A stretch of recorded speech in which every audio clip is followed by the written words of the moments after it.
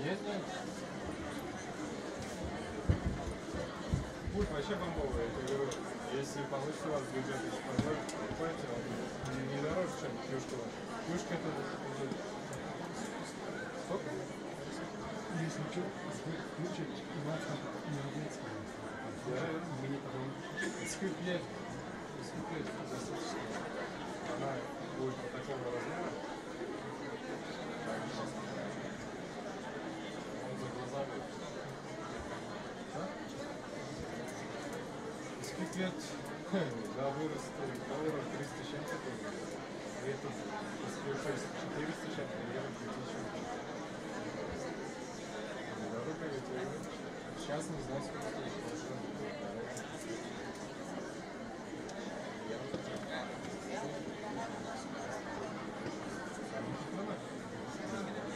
Ну, у вас же плюшка, она вот тоже не купит. Это тоже первые варианты.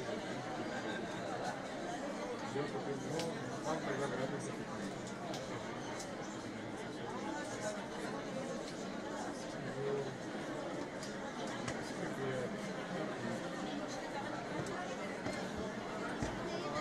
Плюшка выросла до 460. А вот когда-то он стоил 277 тысяч. Это 461 уже. То есть он стоил раньше, я говорю, 277 где-то там стоил. Плюшка там типа плюшка Q7 рублей, да? Q5, Q6, Q16, Q32, а 32 вот. Значит, 16 он стоил 90, может быть, там. Вторая может, там, 100 с чем-то. И третья вроде 180 рублей.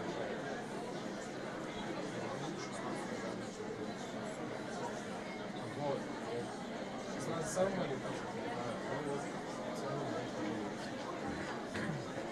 Ну, я смотрел где-то, может, 1,5 года. Нам купили 4. Сначала 6 купили, 6 вот так мало добавили. Они одинаково, просто добавляются еще. Все.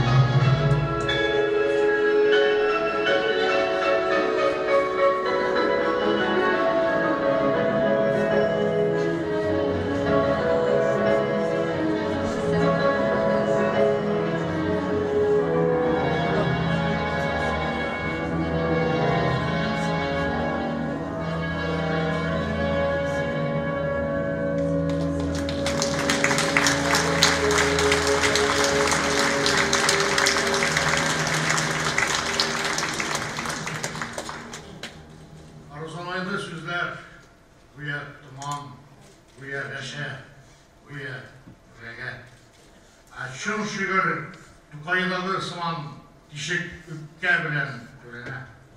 Kum şekilli ersiz kirinlerden nindi süzler şutar görgende. Çın şiir ol celildeki kebek baş beyesi bilen görene. Uşlap şiir ileşeler. Her bir kulda kupşı gilleme. Açın şiir tufandağı sıman sırılüler bilen dölene. Han yurtunun kapkasına şakıp kimler ölümsüzlük dilene. Çın şiir ol medariste geçe subbay kımır bilen dölene. Yalgışkına sıngı suluş deyip kağızdaki izni izgende çın şiirge avrele şalir anatavu diye üzerinde.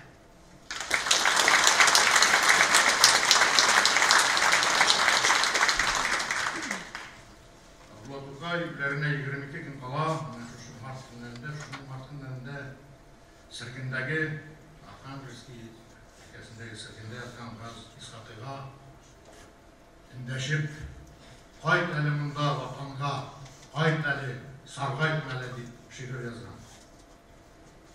Kayıt eliminde vatanga jitkeşte sıngı yazı uşağı süngen kazanga deşken Tukay ayazını. Kayıt eliminde vatanga 100 yıldan da şuran Tatarının sıngan küngelin haman ernedip dura.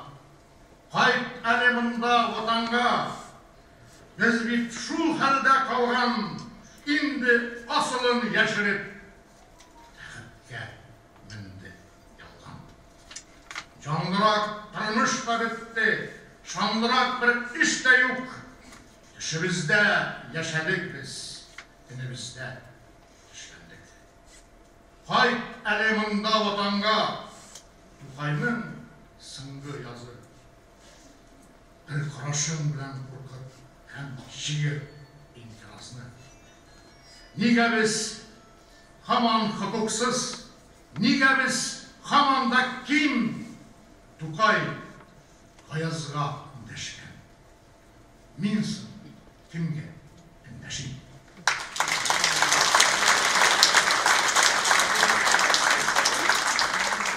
Yollar çuvalgan şırlarda, çuvalıp zihin, akılda, hıyalay bulup, sataşıp, cirdeki cennet hakkında bizden yol, mene bizden yol, kim deşken, kimler süreni, fitneden azgan gileşek tırnağı güzge direldi. Süzlerini dizip kagazga, eytirsin asker dizile, tartışıp yaşayız aman. Hak var, yaşarken bizden de. İzile gımır bu yolda, garlıktan üzek izile, cil istenli küte kuzlar, tuzgıdan uçak izinde. Karangıda adaşsak da, Dineli bizni yutmalı, aşkın var kalem ışığında, eş dolu isyan ufukları.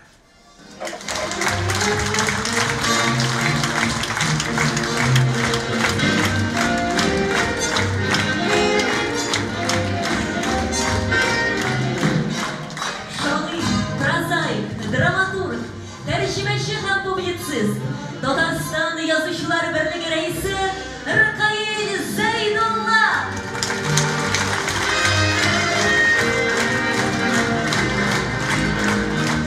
Hayırlı iş, muhterem sanat sevişi tamaşaçılarımız, millettaşlarımız. İzlenmesiz hürmetli şiir sevişi dostlarımız. Biz bugün Tatarstan'ın halk şairi, Atkazaman sanat işliklisi, Abdullah Tokay ismindeki devlet, Musa Celil ismindeki Respublika Premiyesi laureatı, Tatarstan Yazıcılar Birliği Reisi Rıkail Zeydullah'ın 60 yaşlık jubiley kişisine yıldı.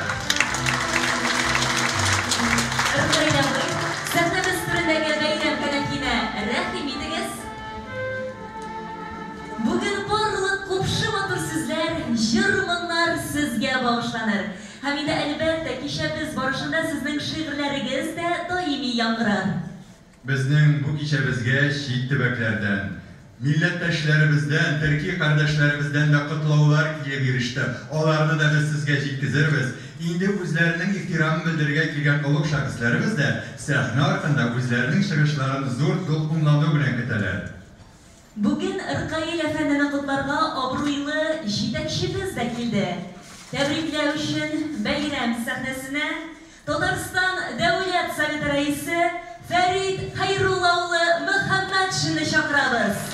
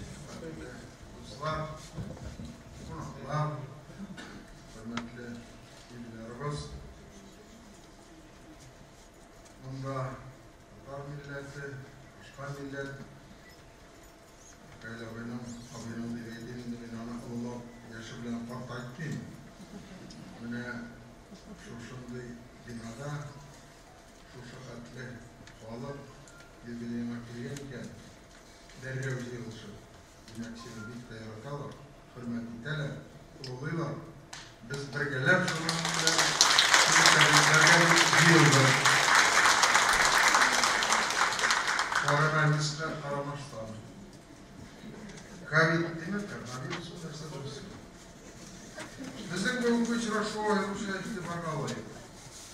Татарстанның халық шаһири, публицист, язучы һәм драматург, язучылар берлеге рәисе, хезмәттәшем, Татарстан Республикасы Дәүләт Советы депутаты Ркаил Рафаил улы Зайдуллин үзенең иҗат кичәсен уздыра.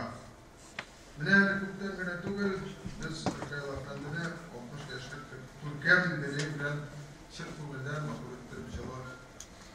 кутладык.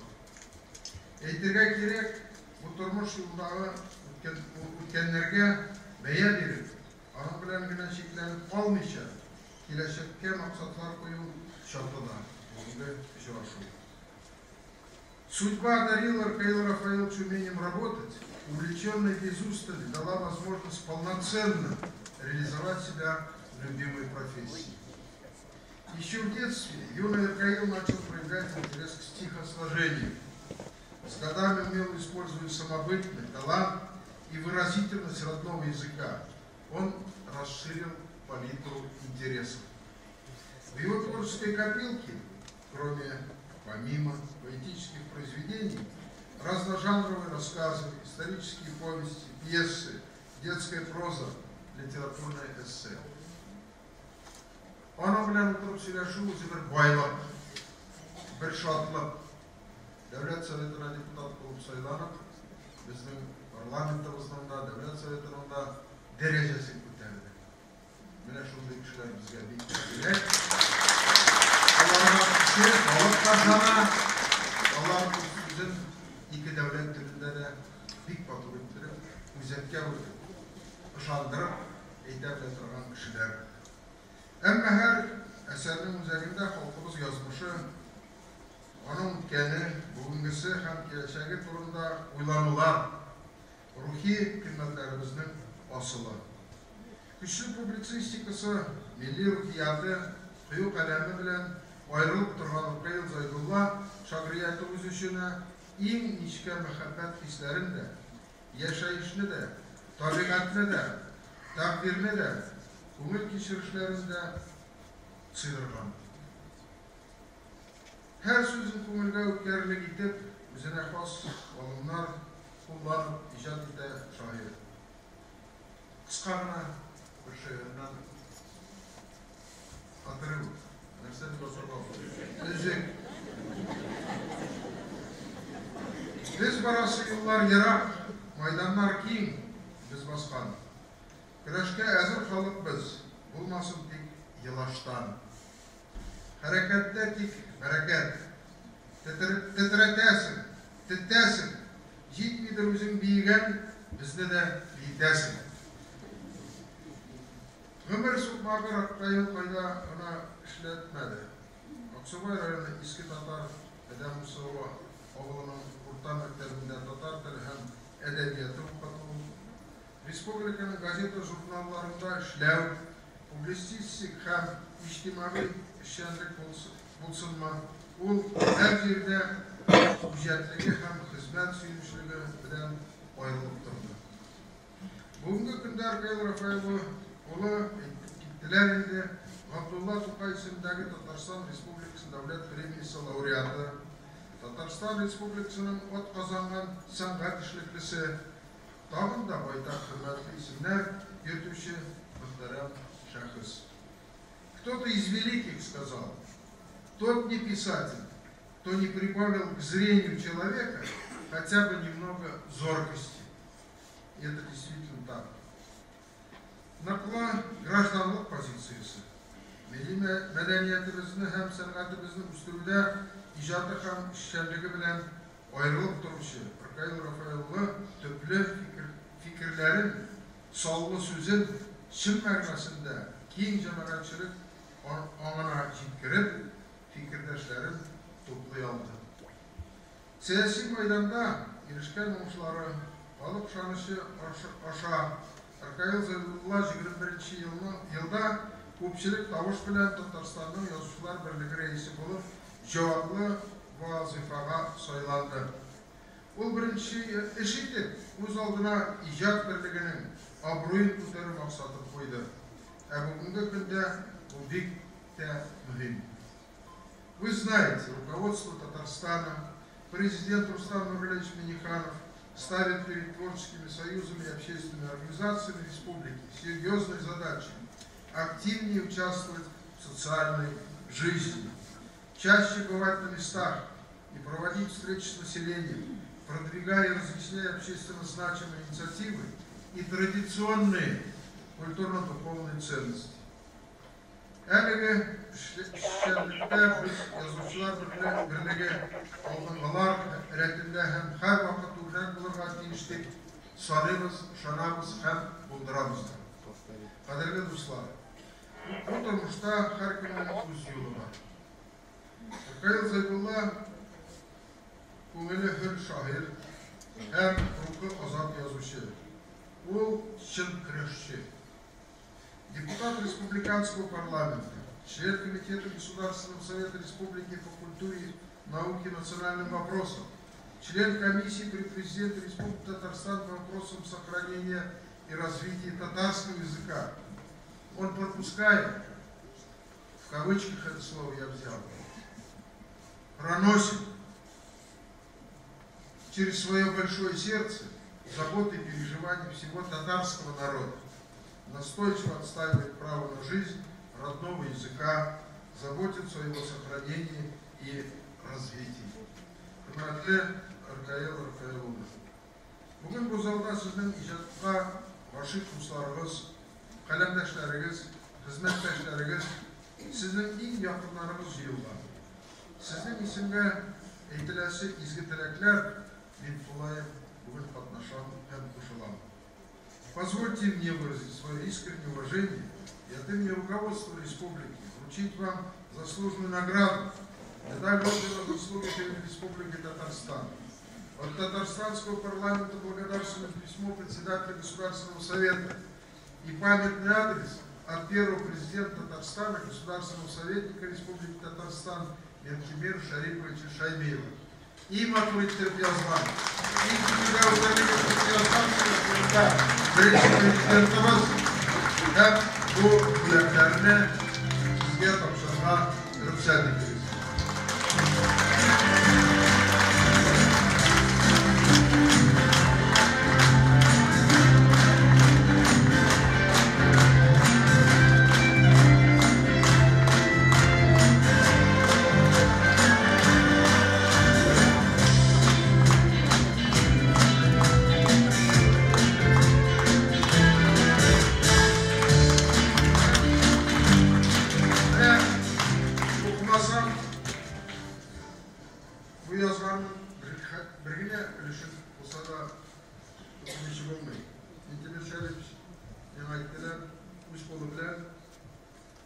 kat karab, tam bir kat karab. Düzeltmeler kiritip, senin kılıçın yürekten, senin teleklerin, senin beyesin, siyana karata, senin kısmetine karata, otur ettirip yazgan. Siz Tatar halkına ağırlıklı her kuruluşke, her vakıga öz kararşı, öz behesi bulup, onu aşıktan aşık bildire, oluşu sizgir canlı, fidakar şahıs. Tataristan'ın Halk Şahiri, Devlet Sovyeti Deputatı, Yazıçlar Birliği Reisi sözüne umumen kulak salmayı yaramayı elbette. Hem dilekleri sizge alğa tabada isellik sağlık, dert hem dermen, köş hem ilham icadı uğuşlar dilim. İhlas konudan mendibir şeybiyim.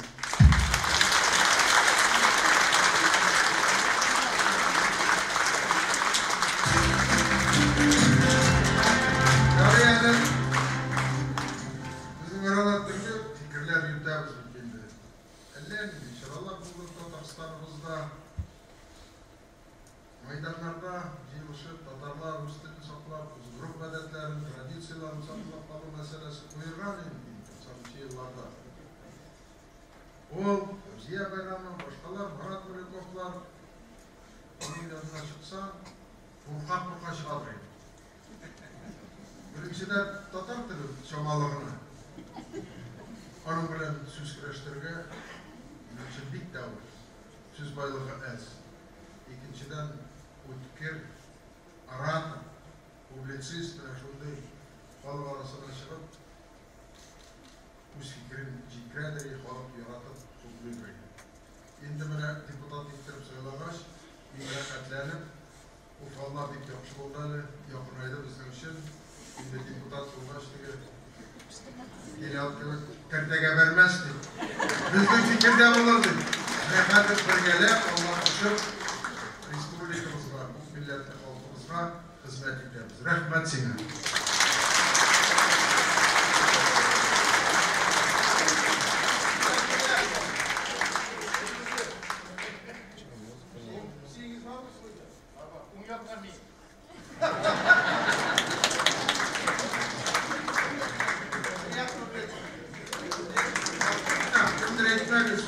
Sözüne etti de başladı. İnanın ruhsat öptüler. Kolay doğru geldi bugün benim kızımın doğan günü. Özgürden kalmaz, sıfırdan bilen, tegisine gelen, Mısır'a gelen, din özümden tebrik sözümle etti. Yarattım kuşuya, sizden de soru alıp, onu da tebrikle koyduğum. Motoruna kişer olsun. Rahmet.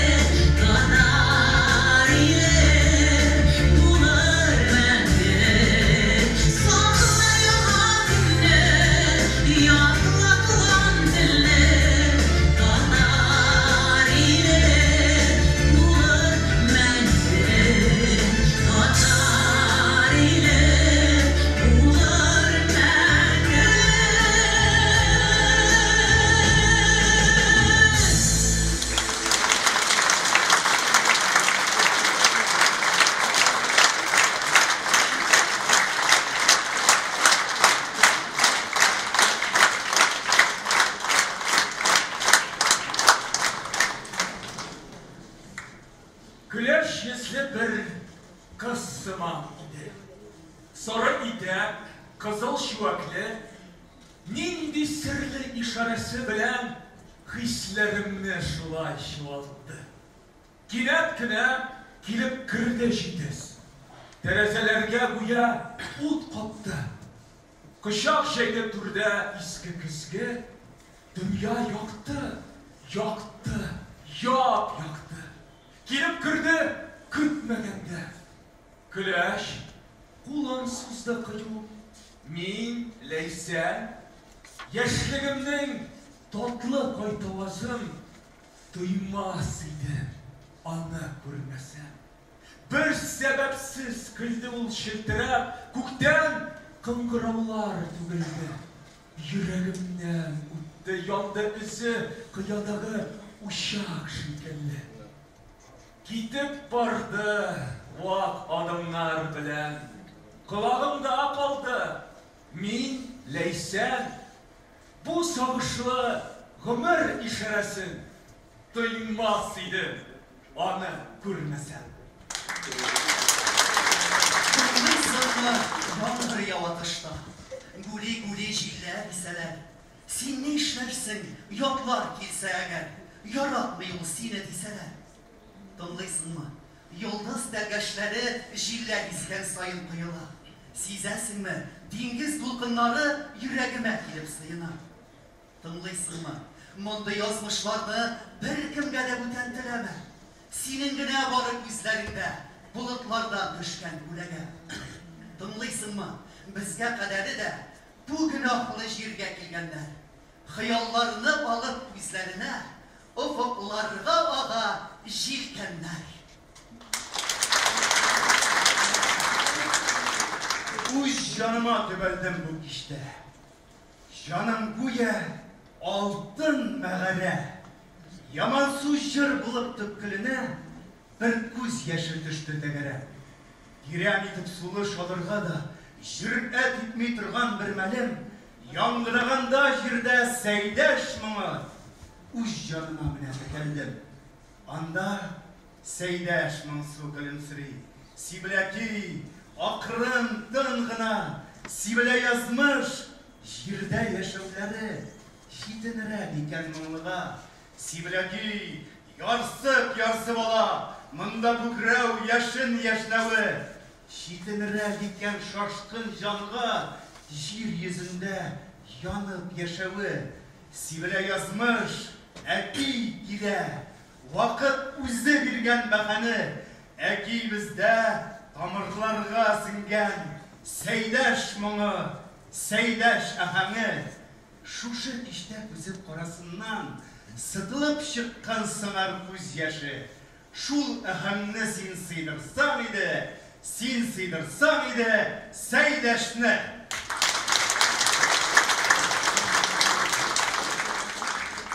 Algısından sandılaşlar sayılı başlasa tüngü jillerge kuşulup sayırılar dağınğa kadar kümüş sulu inişlerinin çiftiremidey ene dar kürekten king dünyaya yol izleyip izgelene. Tek gündüzlerin işitin çiftiresin idi be. Ünsüz tımsız eremedik, eremge ütken gümük. 5 güne kütteler mi diyeyim? Ellesin bulek beni. Yok. Olarını denire kütten, man bilen büleklegen. Eremedik ünsüz tımsız. Yuvalgan tüngü yeme. Man bitev. Eğer başka düşse, jin izlev geme.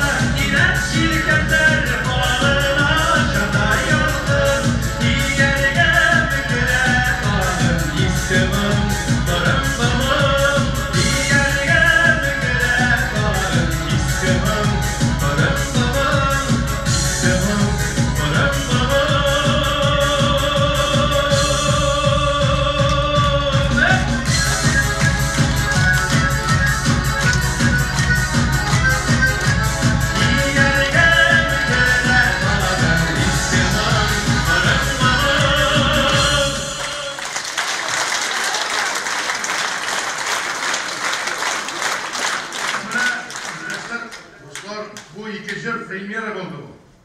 Кісіңін айтқанда мен жыр текстары жазу білән шүгіленмеймін. Барып та шықмайдан көрсе. Мына бұл екі жырны менің құда Азат Хусейнов мақсус шушы кешәгә дип сезнең игътибарга жазды.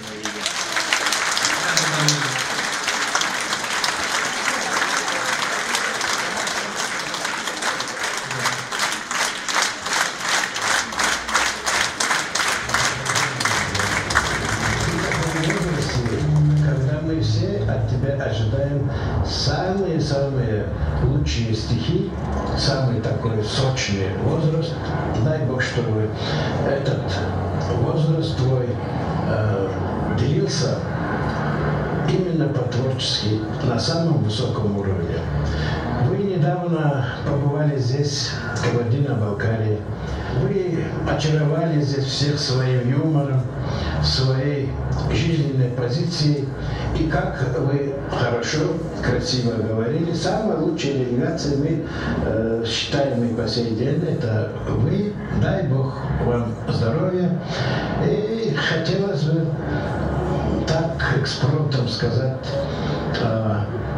Эркаил, ты поэт, а я мулла.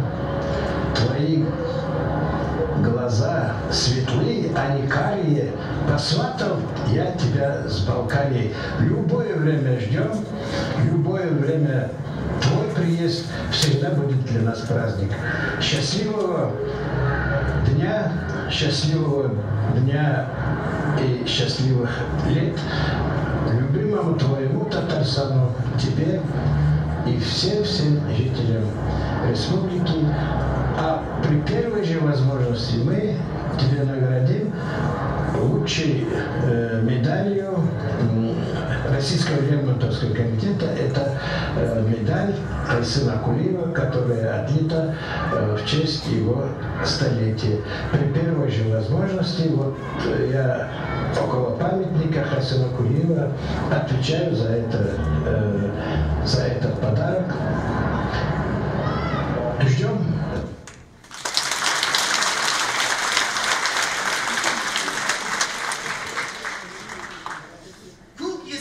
Yazgı kıyaş, şunday күңеллетінде, еш тамшылары жібілді алмағаш кәусесінде. Ташлап кеткен аны хужа, ташлаған игіліксіз. Бәхет мұндағына түгіл, янәсі жир ул шексіз. Қышқы пардан ашылған жир шәшуді сұрап ята, алмағаш күтә хужасын ақ шәшке ата-ата. Күннәр, өмет шулук, күткәннәр һәр шақ түзім. Budaklarda hucağa deyip almalar pişti kızın. Ul eğlenip kayttı kiri. Dik şunday salkın kınlı, almağaçının yaprağı da kayılgan ideyinde. Yarına berilip, күңел yarlarına, kümüş sular şoğlayıp, kümüş sular. Дулқын арты дулқын келе бізге, юғалтулар арты юғалтулар. Күміш сулар кімнің қойтабазы, ярсып ала, тағын тына. Нинди шырдан келе бізге бұл дулқынлар, бүгінімнің нәни ярларына. Юғалтулар арты юғалтулар. Ак күбікке батып, ак түслерде, алтын балық тұталмаған мәлі, біздің нәсіл шушы инешлерде. Жауап етіп, Ирак ғасырлардан бір мезгілге дүния қалатыны. Судан ырғытылған балықлардай, ізім қала ярда тыпыршыны. Яраларға бәріліп шаулай сулар. Яры ишіле тұрған инешлерде. Юғалтулар арты юғалтулар. Ақ түслерде.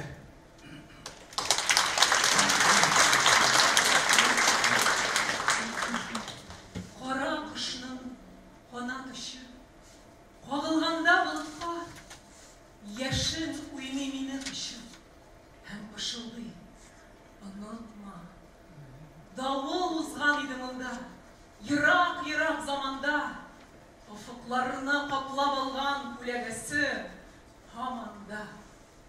Хәтерлибез. Әнә мин ул, йөреп карлы яңгырны, сулышын тыңлый давылның, бәгыремдә тамыры. Сигән ярның тулымыннан кереш тартам җәягә. Ук очкан аралык кебек, бүген минем бәядә. Хәтерлибез. Хәтер көне гасырларга сузыла. Тузгып калган учакларның җим-җим кузыдай. Төнне чәнчеп ни ул? Өнме? Әллә соң бер вәсвәсә? Карлы яңгыр ява тышта. Һәм шәлпәрәмә мәсә. Тумалаган кара булып, сиздерми һәм бик сак кына, кояш үтеп керә барыбер туган җирнең туфрагына. Элекке бабайлар кебек җиргә куеп кулагыңны ишетәсеңме?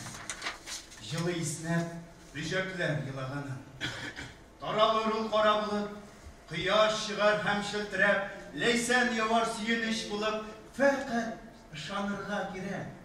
Гөл ачылыр, көн яктырыр, гел яңаша балкыр төсләр, яфрак астына күченер, мең күзле бу үрмәкүчләр. Ләкин бүген хәлләр хәтәр. Күренми бер терәге дә, таянасы калды бары һәркемнең үз йөрәгенә.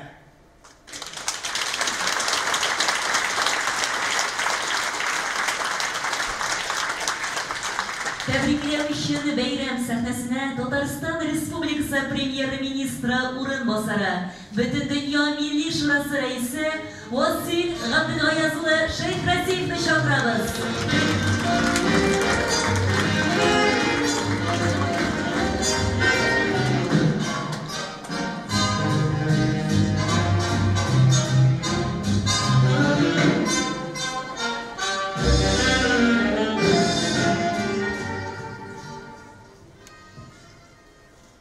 Кадерле милләттәшләр, хөрмәтле Ркаил әфәнде, хәерле кич.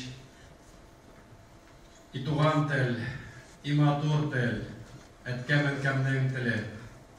Беләсезме, җәмәгать? Нинди бәхет ул үз милләт телендә, әниең телендә фикер йөртү, сөйләшү, аңлашу, уку, язу. Язу дигәндә, әгәр дә син шагыйрь яки язучы булсаң, бер вакытында башка шундый уйлар килә. Ул бит икенче генә бәхет түгел.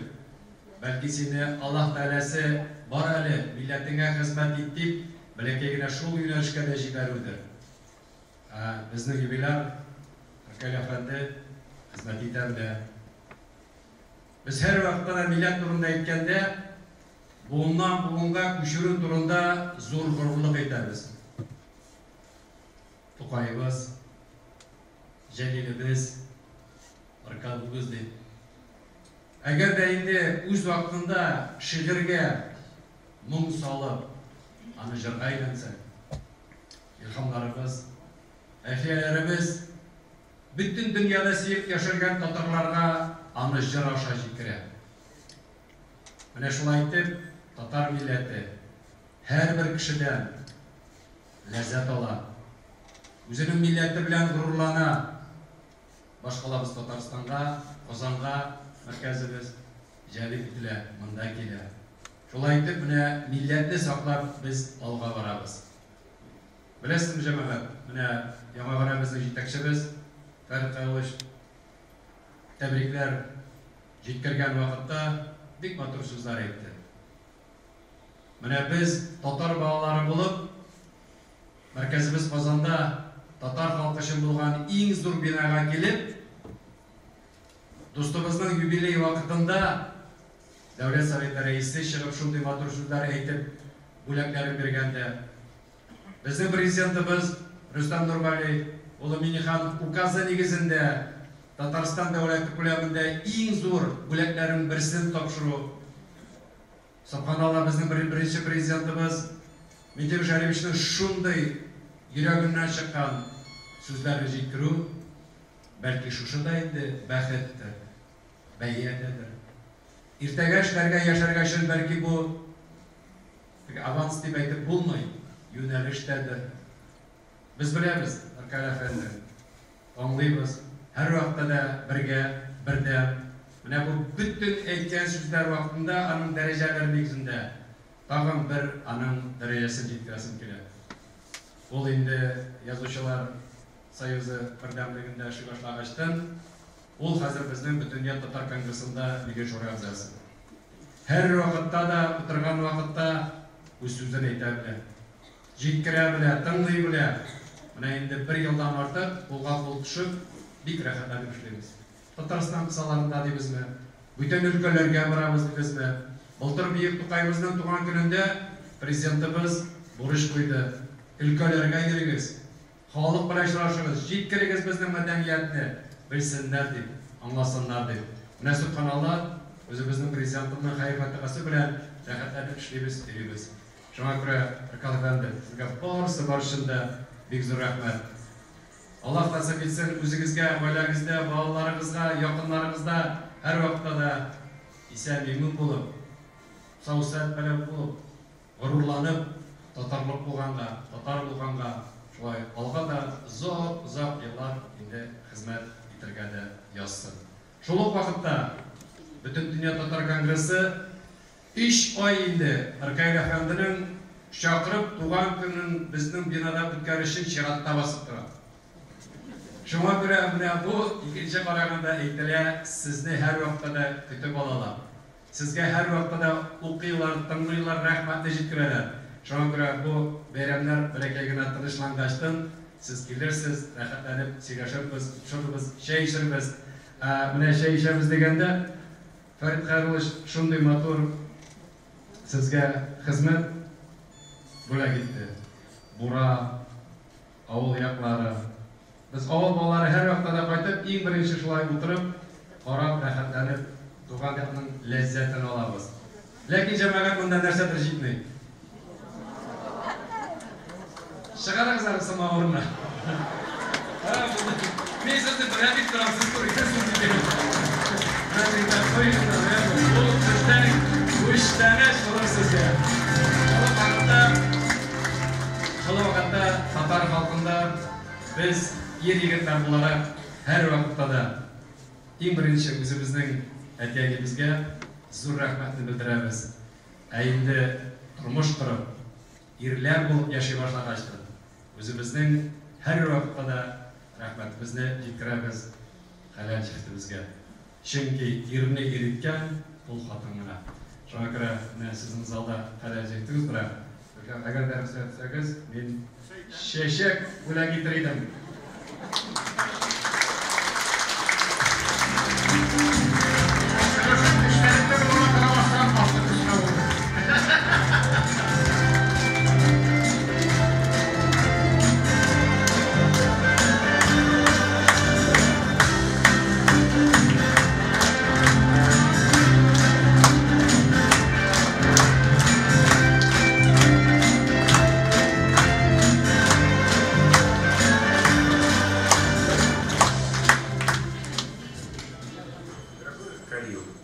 Знаю ваши стихи, поэмы, рассказы, повести, переводы и неизменно радуюсь художественной силе и таланту.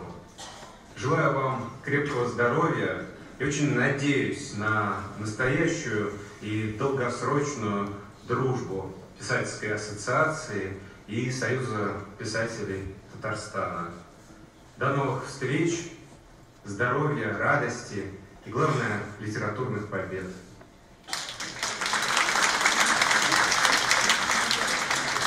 Рәфаэль Зәйдулланың остазларынан берсе күренекле шагыйрыбыз Илдар Юзиев булай дип язып калдырган иде. Сөйгән ярым минем хәзер икәү. Берсе лира, берсе драма.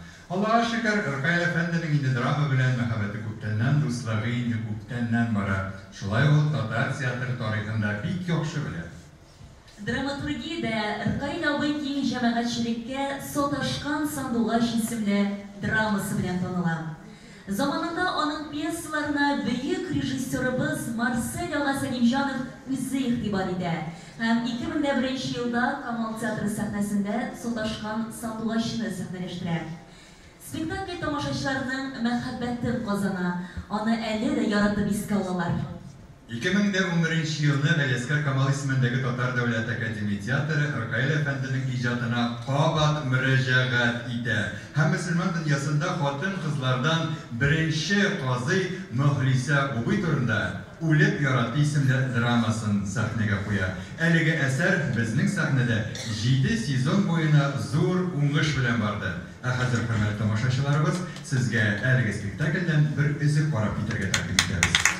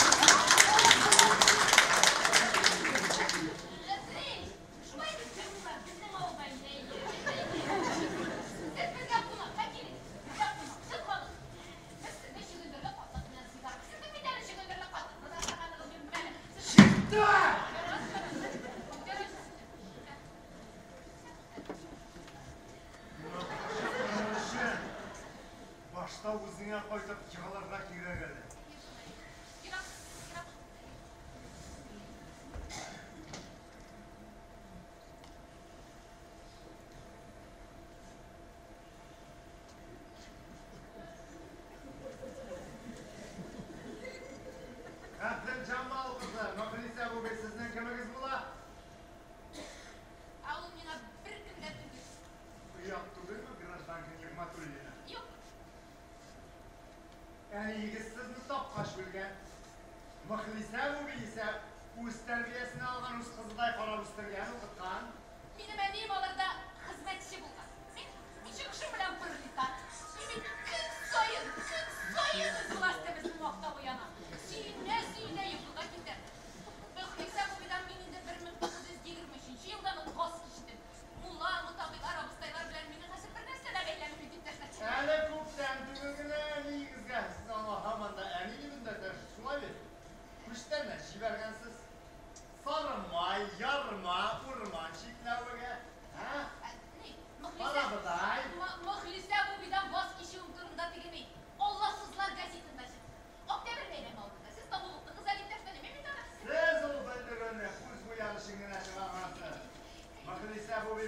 aşağıdan izlegensiz demeksiz.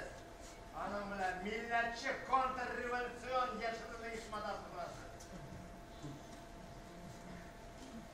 Eğer bizden sebeplerine kurmazsın, balalarınızı da anıklarınızı da bütün kurmazsınız. Yüreğiniz ne de? Bir tane bekar atasıdır ha? Ha? Bu yıla ruhsatından başka 17 yaşta kiyovga yavuşup çıkkaç. Ha? Yerimde bitindiğin 31. yıldan beri kuruyanım yok şu. Sayası mı? Şunla total irlere faydasın hazır. Kabirde şuydu, kabirde.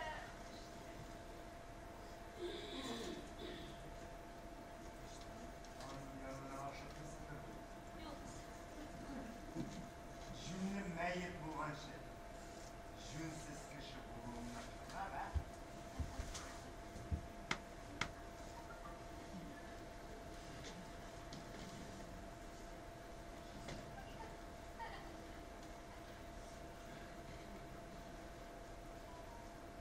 Bundan kurtulur işe.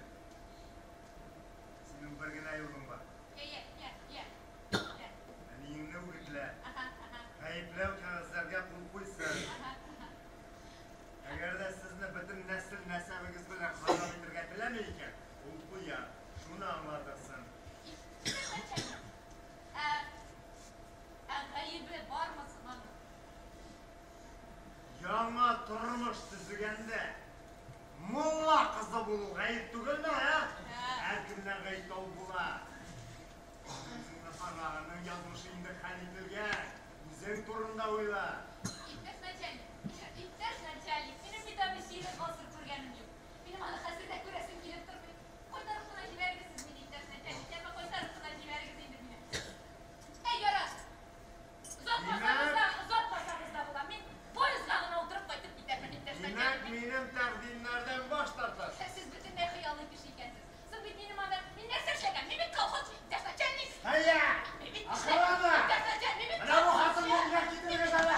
İptaş начальник. Çağırma!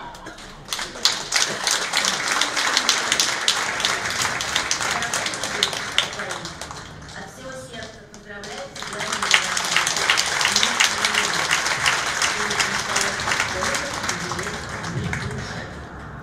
А ты настоящий поэт, который вписал уже свое имя в историю российской многонациональной поэзии, в историю татарской поэзии. Я желаю тебе вдохновения и гармонии, здоровья и многих разнообразных радостей. Я желаю тебе новых открытий в себе и в поэтическом творчестве. Я желаю тебе новых дорог и всяческого благополучия и тебе, и твоей замечательной семье. Живи красиво, долго и талантливо. И сам будь Тустом.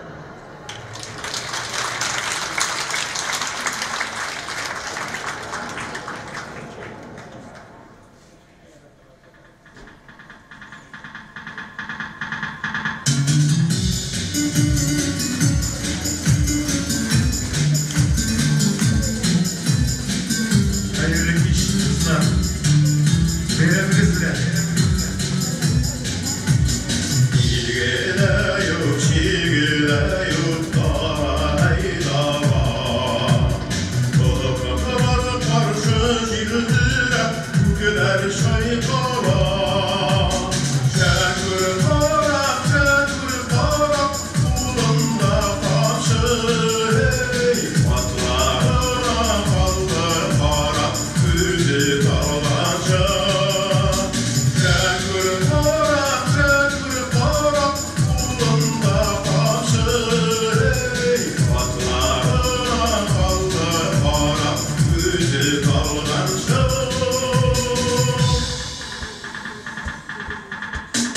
Sesine canlı günler havan havatıra.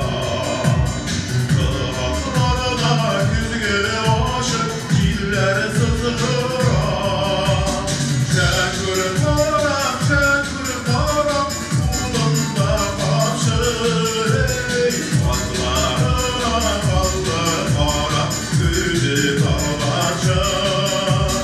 Şakır tarak,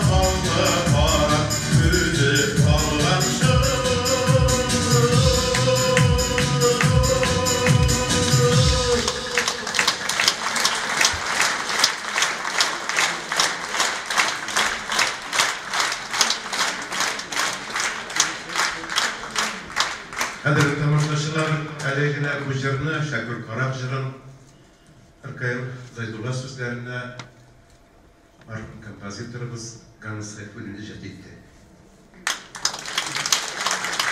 Негізі өтінген едім, бұл жырдың жазылуына енді бір 20 еллар бар еді. Шәкүр Каракны білмеген тұтар әлі де юқтыр енді. Ол бізден Ирак түгіл Сюти деген, біздің әкті Сюти деген енді, ауылда туып, шында дан қазанған кіші. Сібірлерге әсіріліп. Қарак деген сөзге ат қарақ болған енді. Мұнда бексерексерге керек бейдір. Çünkü қазір аңын қарақлығы енді, бүгінгі заманда Сабайның ойыншық бәлі отырған екен.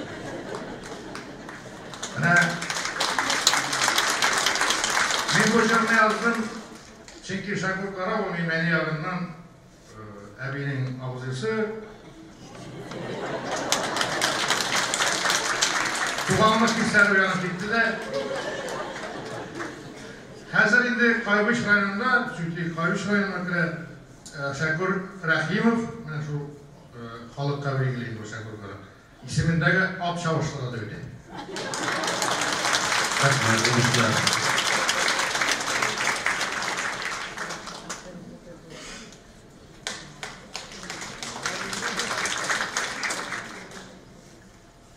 Елсін келе деген хабар Озанда бек тез таралды. Отына сайын ұзатырған митингларда бұл есепқа қарата түрлі фразалар бәян етілді, далойлар тақырарланды. Елсінға ишеттіресі келіп қашқарудан көк маратырының тауышы барлығы бітті.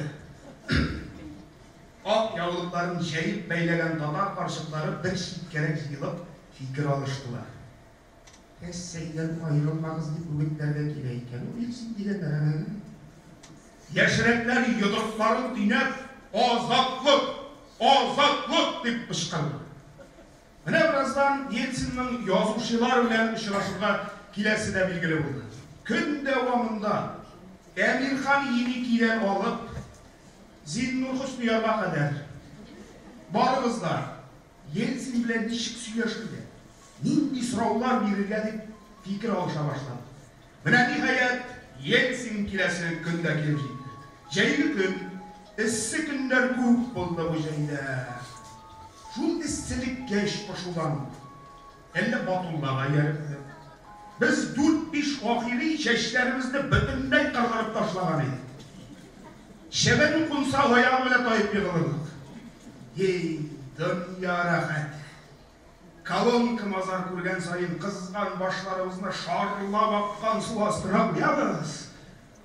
Менерше уақытыне бір юлы баш кейісіне қабыла, арын рахатлығы аяқ бармақтарға қадан жүгейді.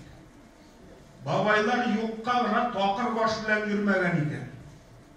Іссі болса да қозан халық білән тулы. Міне ұтызлап кіші ешіл байрақтарын бұлғый язушылар союзы бинасына таба біліп кетті. Офицерлар ерді қаршында 4-5 жуан маржа басып тұра. Біз де әлсірек язушылар йортына таба білдік. Андай халық шақтың жиылған, темір рәшәккәлері бүгіп, сырлап, шешекләп ішленген құймаға ойлы байрақтар білән түрлі шиғырлар қышқарып тұра. Бұлар барысы да орысша yazылған. Елсін біздің халімізді тәмәм оңлап кетсін дегенлердір енді. Язушылар ердігін парап ішігі тилесінде халық қойнашты. Шуңа күремі бұ күн меңа тағында тантаналырақ қылып көрінді. Чөнки бұ ишік бик көрінекті күндерден ашыла. Башқа вақыттаны имен таяқ білен іштен беклеп қоялар. Бұ сағаға вақтор жиғар апаласқан. Қашлар жиырылған, үзгер шәншіп қағын. Бұ қияфет келер. Оны яқын бармалы түгіл. Ол ілгері текшіру изоляторында передачалар қабыл етуші болып ішлеген емеш. Йұрт іші тұзғыған қырмызқа ясына ақшайды. Қалам әқілілер, секреттар қызлар, журналистар, мен атманыштыма тал әлі кімдер қоятыр қашыла, қабалана, қунақ күткендегіне туатырған мен дейдір ағызаға башыланған еді. Сағат 4 тулғанда парад ишігі тилесінде құт-тұшқыш қауға құпты. Yazушылар Союзы қызметкері Мансур Шиғаповтың ярсулы таушынан стенадағы портретлар дірілді. Оқ шарқыйлар. Қайда ол? Қая кеткенім оңғыра! Деп көкірі Шиғапов. Суда тұншығам дегендеріне соламға ябышқандай Шиғапов менің изуімнен електірді. 6-7 ел тұтқындыққа ялайтып қайтқаннан соң, нығып алған құллары кілешшедей қысылған, көзлер орбитадан ышқынып, «Ырқайыл, қояуын нәвләт!» Кем? Елсин ме деп баптыра? Жихан қойда! Жихан! Мәселе ашықлана. Жихан қоршыққа парақ ишігі түбінде сағат 4-ке қадар тұрға құшқанна. Міне сағат 4 тұлғаш имен таяқты тығып, юзағын бектеп қойда кетіп дағаны. Міне елсин келер ятеш, аппарат ишігі бекілі. Мен Шиғаповқа қызғанып қой. Тұғы кірірсің де не көш? Манный проколны. Африт милі. Әшиған қоршыққан өсті. Ол Сталин заманасы кішісі. Түгерлікке үйренген. 4-ке қадар дегенде, нәп 4-те парат ишігін беклеп қалған. Елсіннің сұлға қалуындарының не іші бар? Ішке 2 минутқа сұлға қалғанда да 10 ел қалымаға әлеккен шаққарын бек яқшы қадыр бей. Нихаят Жихан қоршықты ізлеп таптылар. Шиғапов тормозынан шыққандан трактор кебек. Қоя жүрейсің сені, шәшім ағарттым инфаркт. Жихан қоршықты ғынды преступление алынып кебек. Ол қозан артынан бүттін ұрыс бақшасының рәхәтін татаған яқтан қышқырма кәкіріп анау. Дәксә исің келеді бәдер кавар бітірейін міне.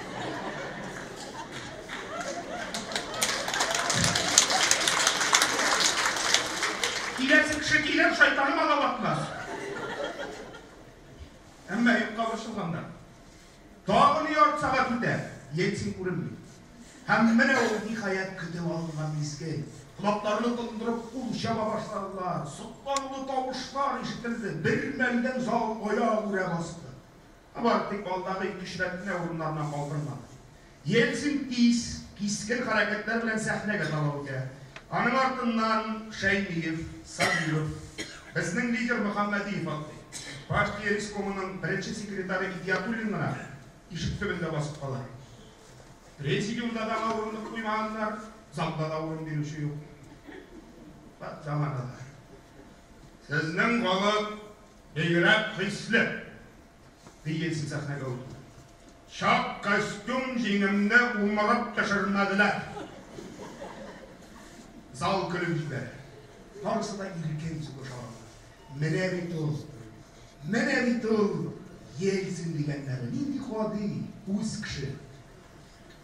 Мұхаммадиев кіріш сөз еткен орада мен елсіннен көзімді алды. Арым қорашы біздің тоқыр башылардан, түгелек шырайлардан шығып түшеді, сәхне қырында отырған Батулланың қардаралған башына көшеді. Yüzünde sevgisini şalınlar şalını bala. Onun da vakitte Urus kişisinin derse oylağın şamalı deyim tübür. Ben özümün yazmışılık nefisimini qanağatlendirip oturgan orada Yelsin bey mağlığı Qatay turunda söyleyip. Qatay. Zal tınışsızlana başladı. Kızıl kanlı Beyramova tüyse otur almadı. Biz mında Qatay turunda tınlara gelmedik. Bizden üst problemlarımızdan uyumdan açtık. Bana şunlar da yakınırak kelseniz iydi siz. Ressey liderinin yüzü burlatтай kızarıp çıktı. Yüzünde dehşetli şapkılar kabarıp tündü. İrinleri takıda suzaydı. Көрініп тұра, сөзінден бүлдіргенге үйренмеген еді ол. Эмоцияларға берілмеген тәшілер, тынышлап, конструктив сөйләшіп. Мен енді бірнеше күн Татарияда әлбәттә тәэсирләр күп. Мында килгәнче мин татар эленең культурасы белән танышып чыктым. Ана язучылар оешмасы итмәгәнә ул 1934 елда беренчеләрдән булып төзелмәгән. Илдә иң зур оешмалардан санала. Сезнең культура дөньяда танылды. Һәм хөрмәт казанды. Зал тагын гүрләтеп кул чабып җибәрде. Һәр ишарәдә Мәскәүгә карап ясарга күнеккән Казан түрәләренең әдәбият сәнгатькә мөнәсәбәттә талган корыйды. Сталин вакытында җитүгәндер, белмим. Аның безгә төнлә белән Казанга обком секретарына шылтыратуына билгеле. Ул чакта түрә төннәр буе бүлмәсендә йокым сорап утырырга мәҗбүр булган. Чөнки Сталин төнлә йокламый. Бу менә сәгать 3:00 тирәсендә обком секретарының телефоны шылтырый. Алло. Это Сталин говорит. С кем я говорю? Как фамилия? Менә шуннан соң секретарның хәлен аңлагыз инде. Тез буыннары мәңге туктамас кебек дерелди. Штанты жугыш. Не помню, товарищ Сталин. Уркулан с фамилиясын уnutkан. Вы считали Роман Баширова честь? Нет, товарищ Сталин, не успел, но обязательно. Жаль. Ну что ж, мы хотим ему присудить сталинскую премию. Телефоннан кыска гудоклар ишетелә. Менә шуннан соң Бәшировны гына түгел, Тукайның да кем икәнен танып кына белмәгән секретарның татар әдәбиятына мөнәсәбәте ничек үзгәргәнен күз алдына китерегез.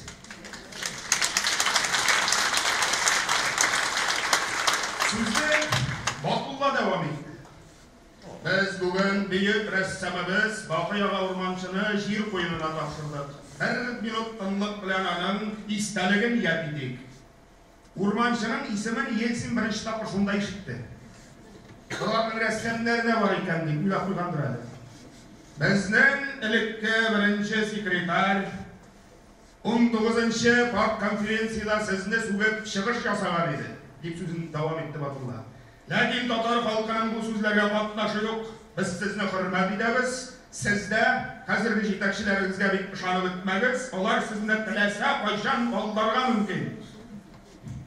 Батулла наив. Мәскәүне алдап буламыни? Әлбәттә сорауларның да, чыгышларның да күбесе Татарстанның суверенитеты тирәсендә әйләнде. Һәм менә шул вакытта Ельцин үзенең адаклы җөмләсен әйтте. Возьмите столько суверенитета, сколько можете проглотить.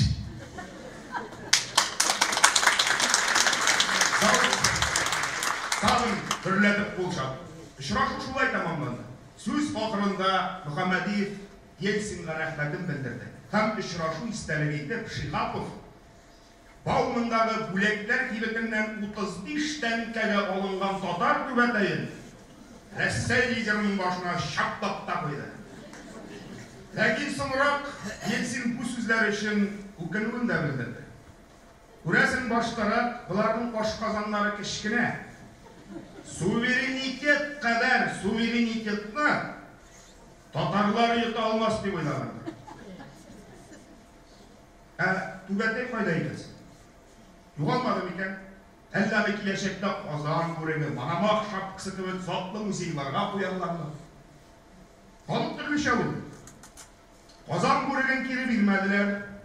Хәт бу түбәтәйне кире кайтарырга иде. Ялгыш кидеткәнбез без аны, Ельцинның башына дип уйлаучылар да бар.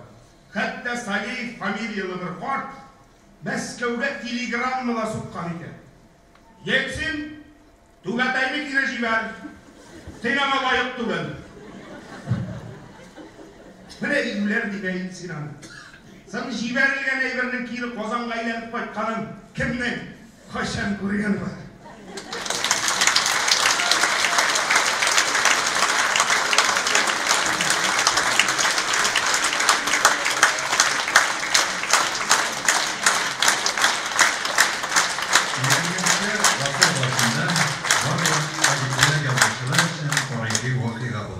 London şəhərində Türlü janrlarda icad etmişi Barden dialogu yazıcılarını birleştirgen, onlarını saklagan, yaklagan, senzorga karşı bulgan Pen Klub uyuşmasına nigiz salına. Әлеге абруйлы оешма 1996 елда Татар Pen Клубын рәсми рәвештә таный һәм үз составына кабул итә. Күз алдыгызга китерәсезме, кадерле дуслар? Безнең Татар Pen Клубы 140 ил белән хезмәттәшлек итә. Һәм бу эшчәнлектә Ркаил абыйның да өлеше әйтеп бетергесез зур. Ул әлеге оешманың беренче көннәреннән башлап аның иң актив әгъзасы. Hem bugün de юбилярны кутлап безгә видео килеп иреште. Рәхим итеп экранга Мәскәү Пен клубыннан кутлау. Нашего друга Аркаила Зайдулу с юбилеем. Замечательный татарский писатель, чьи сборники стихов и поэм, рассказов, исторических повестей, пьес, детской прозы, публицистика. Все это известно и популярно далеко за пределами Татарстана. Переведено на английский, русский, турецкий, узбекский и другие языки. И ему недавно исполнилось 60 лет, во что поверить невозможно, потому что он всегда бодр, молод, энергичен, весел и умен. В прошлом году стал председателем писателей Республики Татарстан. А еще я к этой грозди титулов добавил бы, что он очень хороший человек. И для меня это главное. То есть Ркаил Зайдулла живет полнокровной и насыщенной творческой жизнью. Он настоящий, крупный во всех смыслах этого слова писатель. Надеюсь, он эту не рассердится на меня за эту легкую шутку такую, что ли. Хотя в каждой шутке есть доля правды, а здесь и правда, и шутка одновременно. И это не мешает его насыщенной общественной деятельности во благо Родины, которая, как мать, дается человеку, извините, только один раз.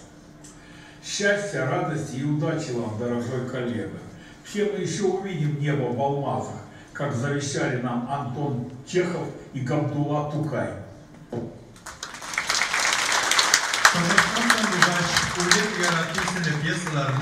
Ркаил аганың драматургия белән дуслыгы тагы да ныгыды. Хәзер инде аның спектакльләренә, пьесаларына, башка театрларда мөрәҗәгать итә башлады. Буа дәүләт театры исә аның мишәр хикәяләрен уңышлы гына сәхнәләштерде. Гади халык һәм авыл тормышын сурәтләгән спектакль тамашачыны да профессиональ даирәдә дә битараф калдырмый. Һәрберсен уйланырга мәҗбүр итә.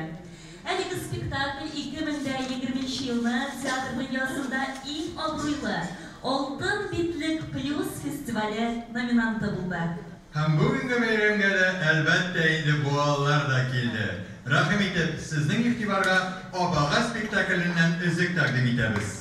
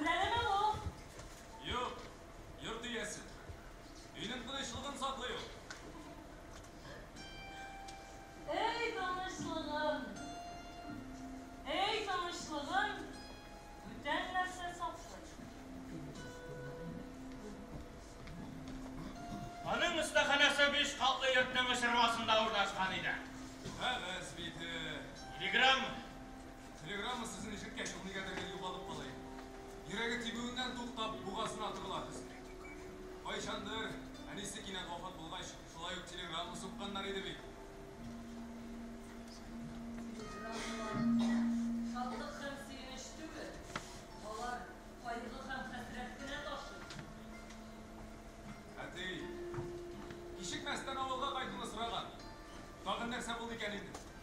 Ярар, борчылырлык берни дә юктыр әле. Kıyma oluştu.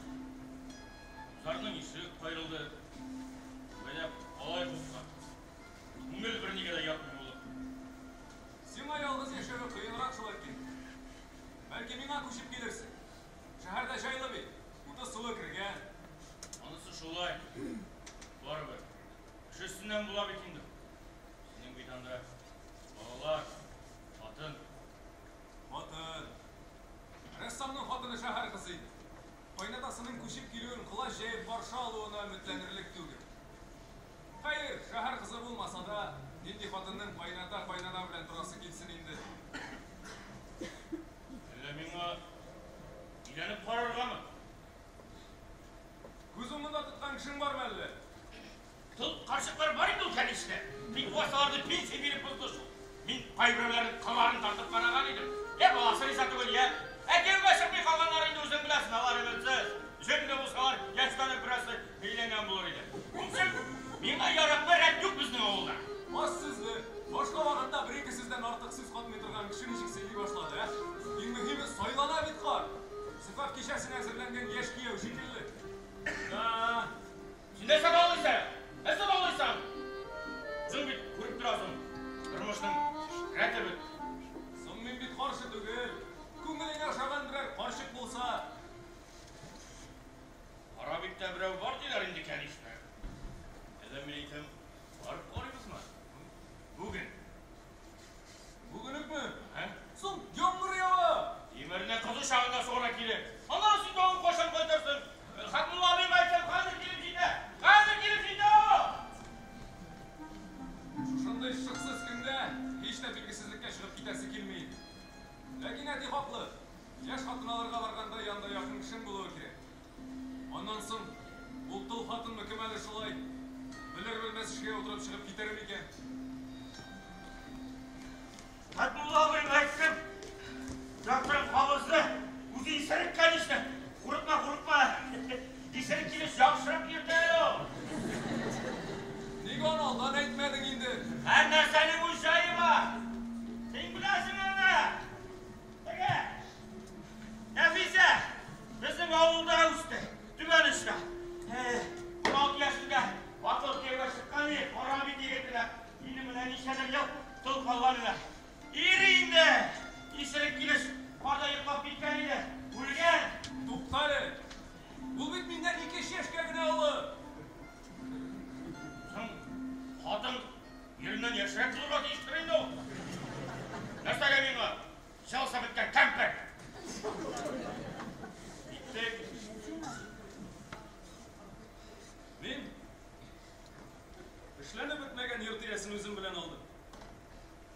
Gittik! Gittik!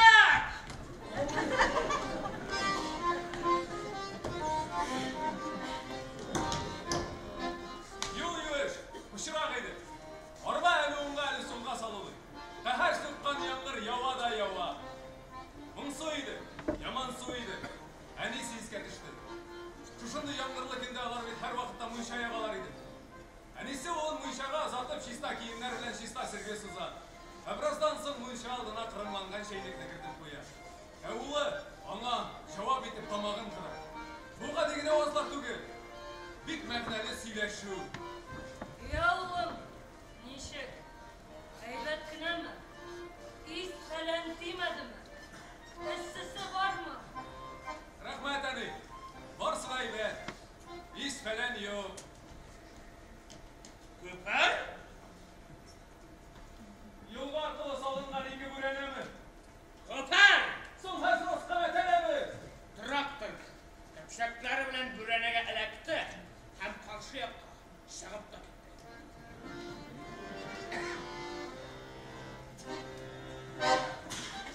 Mine urban. Bundan Karabiga olup üstündeki görünüp duraydı. Taunağına düşesi. Mine, yana eni alırga vara.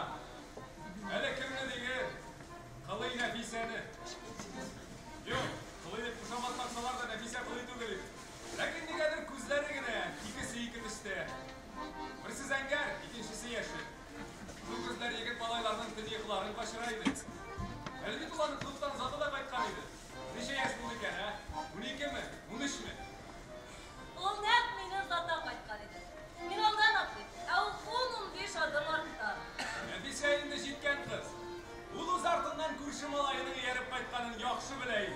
Ләкин бұрылып барам. Ұрыларына қайтып жеткенше үйге кіріп кетмеді. Рәшәтке бойындағы скамияға кіріп отырды. Келерім онда. Неге? Яныма олса? Малай шеткерек шүмәшмекші ләкин қыз аны қолынан тартып ерекшесіне отыртты. Қоллары жылıydı Нәфисәнің. Мені шақлысын келеміз? Малайның ауызы кетті һәм ул бары тик бірнеше аңлашылмаған авазларын әйте алды. Нәфисәні шақлады да, өзінің сусыл иренлері белән аның ыққа-мыққа килеп торган авызын эзләп тапты. Малай аңына килгәндә кыз инде урамда юк иде. Бұлай, уйлана, ауылда да барып жеттік.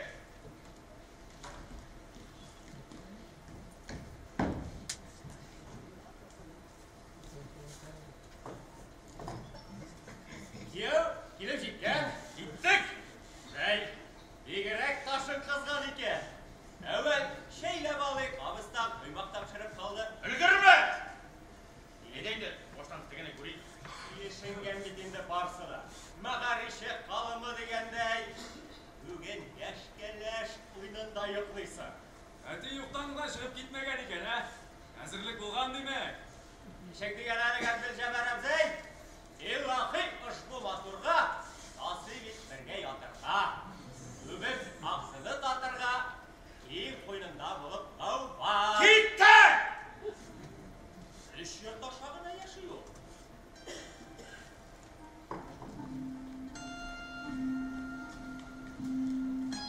Әфатуллах башын рулға қойып кабинада йоқлап ятайды. Әтенің қияфеті әлігідей көз алдымда.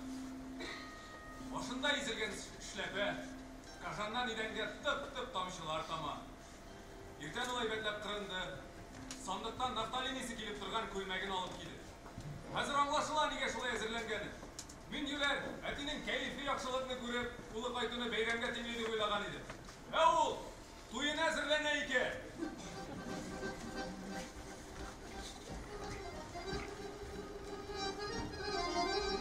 Қоррам сәрісіз мұңа! Нәсілі килеріп тұрабыз, шыртлаға! Мен ұлы башымда келсейді балың yanına келді. Ол! Бит ашуымды келдірсәңіз, кері ұлауымда бар. Кері ойласаңсың, сені кіркімді тұтқарламай. Тұп бөткісіні юққа беймат аламын. Білесің. Сен алай әйтмә келін. Ол ұлы башын кешейтіп келген, қылқа әйбәт, йұрт турасы түзіп, лапасында сыйырып ұшақтыра, әліміне ат алмақшы. Біздің яқта отсыз болмай, ат ол өзі ашатра. Мені кері ойлады. Аны сәббет жетті мәсәлі, конечно. Пейғамбарымызды ашарға қошмаған, әммәді ләкин, бәғдәні бұзу, ол бик зор ғынақ. Мен бұл кішіні қайдадыр көргенім бар. Қайда екеніне хәтірләмейді. Бәғда иман деген біздің бұрынғы бабайлар.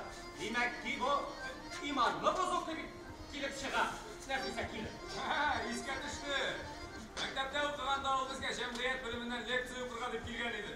Анда аның галстуғы шундай ук юан етіп бейленген еді. Кәрим әбзей, жолларда яшанып келді де енді. Ялғызлық бір кімге де язмасын.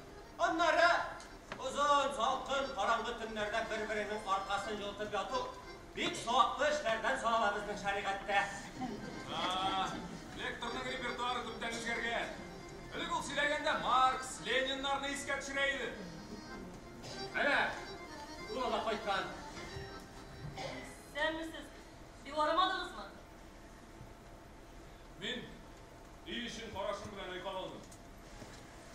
Онда сетмәлі караваттан, кішкенегіне үстелден һәм ескі бір шкафтан башқа бір нәрсе де юқ еді. Ярлылық есі тамаққа тығылы. Бәлки Нәфисә, бәйесін көтерерге тырышып тұра шулай азапланадыр, ә? Нәрсе, бұл бит қатын қыз. Шиберлігі де оңып бітмеген. Мен қолымды ташлаймын. İşləgənəm üzümə жетер. Көзлері хаман шул. Бірсі өзіне тартып тұра. Екіншісі енді яш вақыттағы кебек салқынлық білән кері қатмай. Нәрсе дебектерге де білмеймінді. Нәфисә, яшап қарағыз. Ондан соң көз көреді. Сен шулай дейсің ме? Яшап қарағыз. Шулай дейсің ме?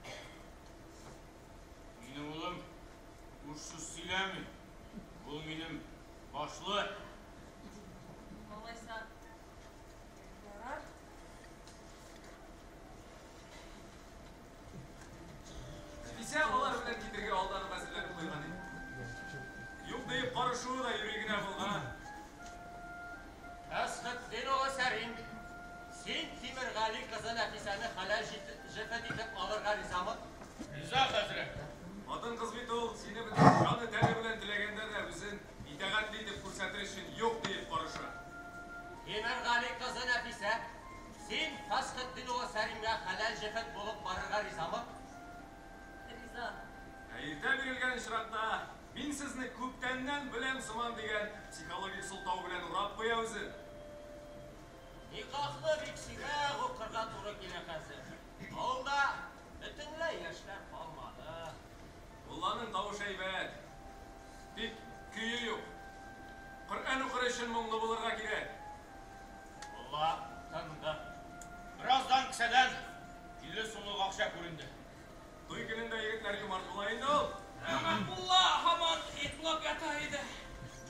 Gittik eyle. Zin payda. Ora bitti. Әдеге қатын алып қайтамыз бей. Ama beri iş payda. Baykaş. Ya oluksaz bir koyana barmayın. Ne? Hop! Perredek. Traktör girilip işliği başladı.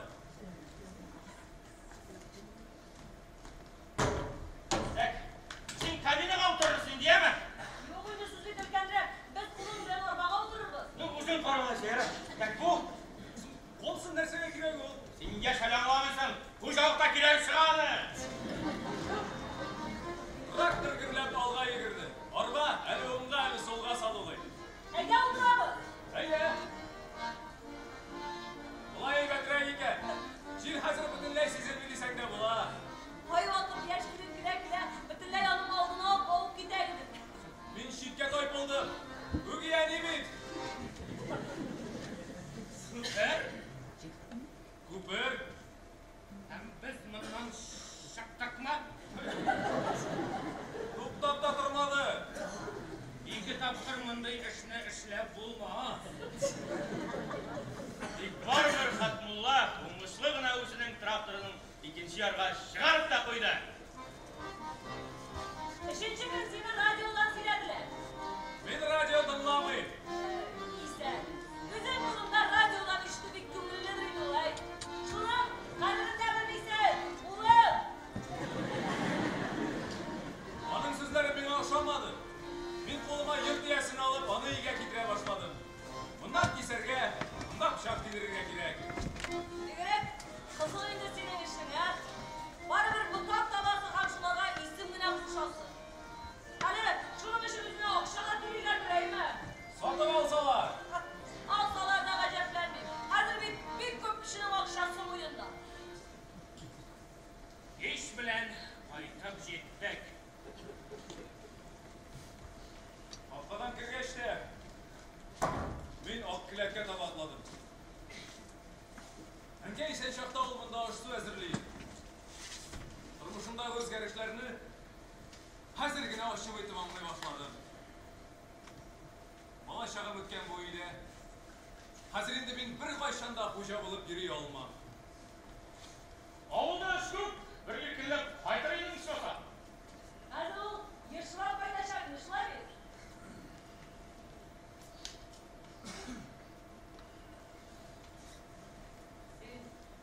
Altınımdan olmalı. Anısı senin iştüğü. Min hazır silinen iyi. Nefise, yoktu sileme. Biz senin bilen birge oynap üstü. Әтisi, yaş kadın bilen kapka tümünde uzatıp kaldı.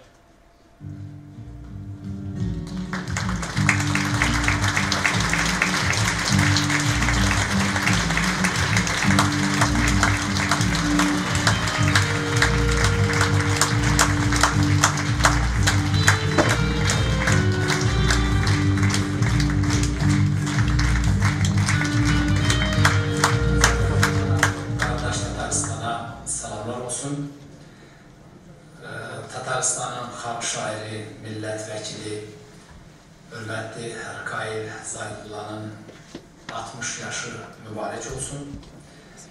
60 yaş bir şair üçün, bir milletvekili üçün, bir ziyalı üçün hem artık hayatın belli bir mərhələsinin arxada qalmasını ifade edir, hem de yaradıcılıqda, sənətdə, ictimai xidmətdə, vətənə xidmətdə bəlli bir vədlər də verməkdədir. Çünki elə başa düşürəm ki, hal-hazırda Rıkai Zaydullahın həyat və fəaliyyətinin daha verimli çağlarıdır. O, ictimai fikrin qidalanmasında, ədəbiyyatın, sənətin, mədəniyyətin zənginləşməsində özünə məxsus xidmətləri ilə seçilən bir ziyalıdır.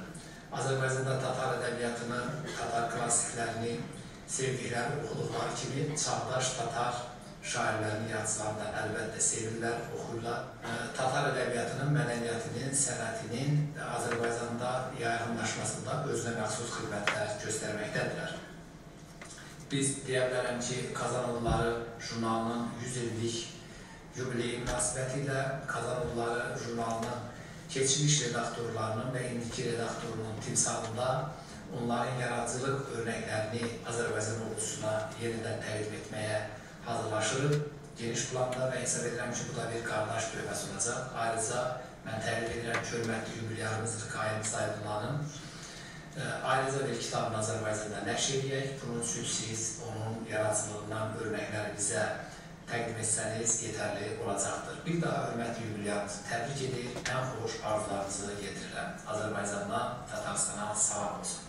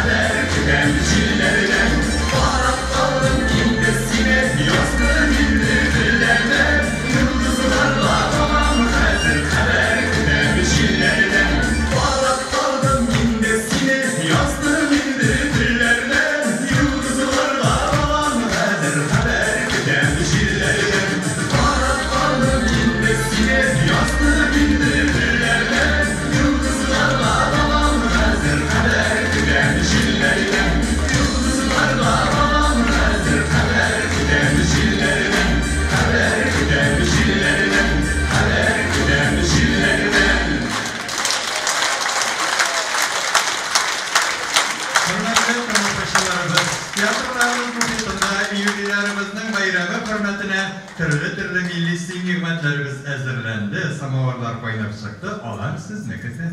Soğulğança oğuz iti geli 15 minutlık teneffüs ilman ederiz.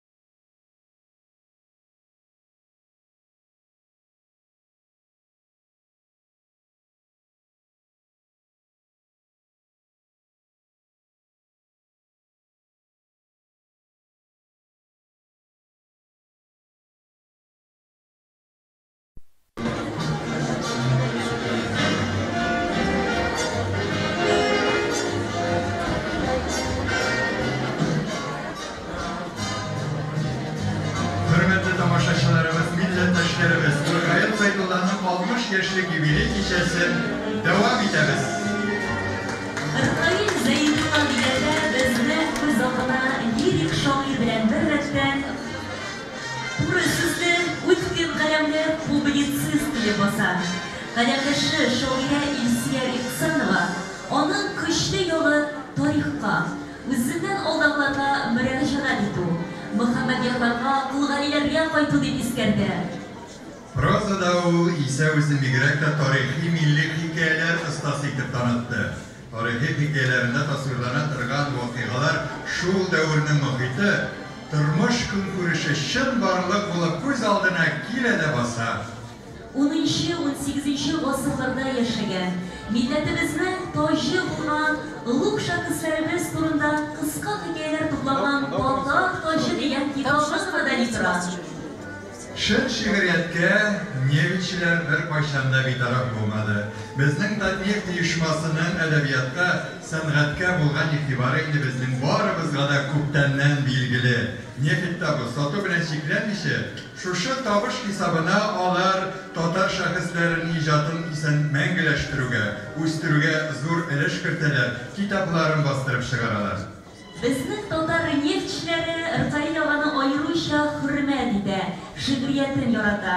Бүген алар Әлмәттән драматург Равил Сабырны котлау белән юллаганнар. Хөрмәтле Ркаил ага, Татнефть оешмасы исеменнән сезнең каләмдәшегез, драматург Равил Сабыр котлый.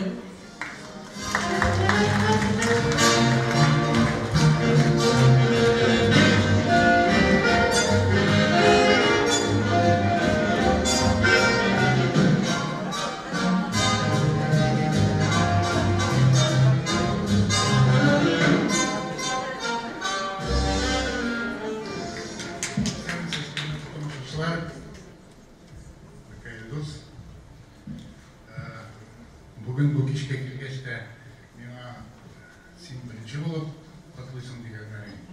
Оған бір Фәрет Қайрылы шыққа шәзбе бұқтырып кеткен ол екінші актта бірінші екен.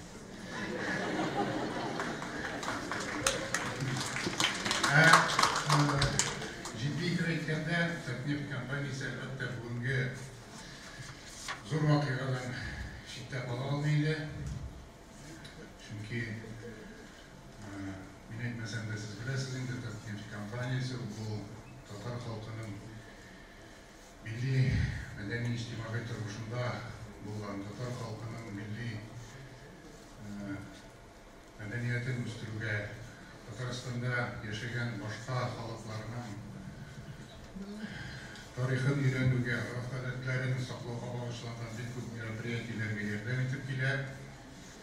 Bir көп мероприятиелерni biz Yazıcılar Sayısı bilen bir көп çaralarını biz Yazıcılar Sayısı bilen Yazıcılar Birliği bilen birlikte ötkeremiz.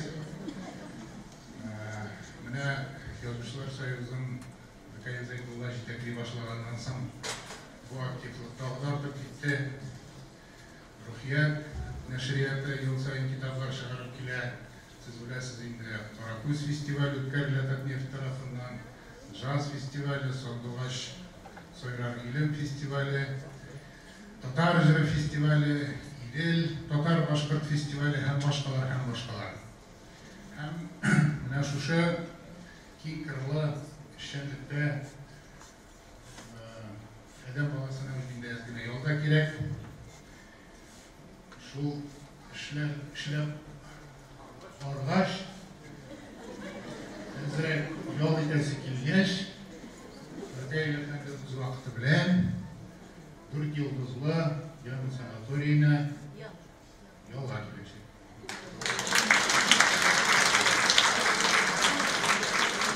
Bir kişiye. Bana iktidar kişiler, Ravil çünkü Nizamiye'nin şahır, hafızım şikayet var mı?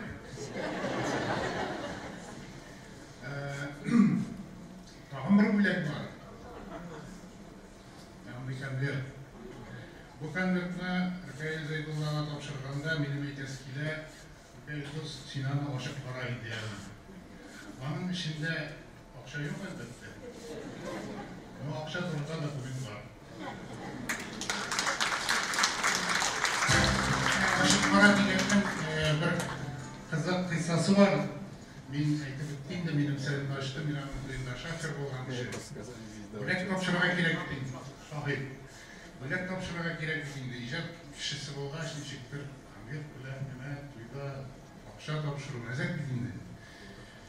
Мен де маймылым келіп шығарғасы ойлап отырдым да, іске келіп үшті, бұл мен Фолкнер китабын беріп тұрғаны оқырға деп. Һәм мен тойда шул китабына ана кері бердім.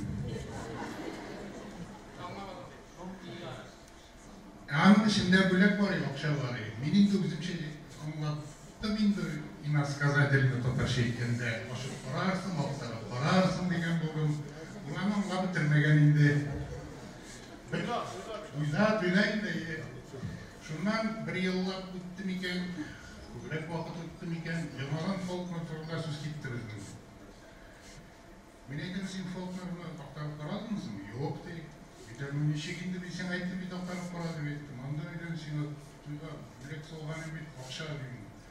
Ну сәйір кішілер сізден айтып бұл меміне тұрға енді деймін. Ана оларға бола шетке бұл 2 уақыт аралығында онда ақша реформасы бұл әм жоқ болады.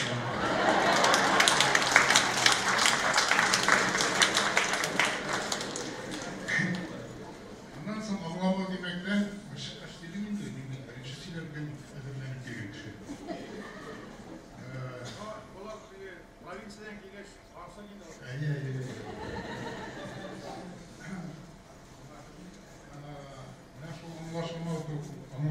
Anlaşılma oturumda bir şey teskileydi.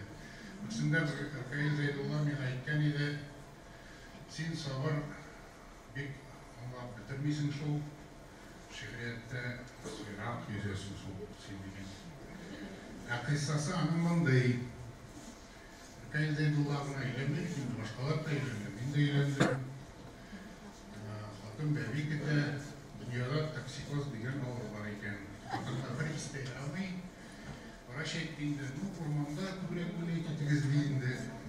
Сондан мен келдім де айтам, білемейдім де Erkayıl Zeydullah'на мақыш көзінде Совет заманында финский курсалар бар еді. Стандартный еді. Нашел финский ырқым ұятсы бар еді.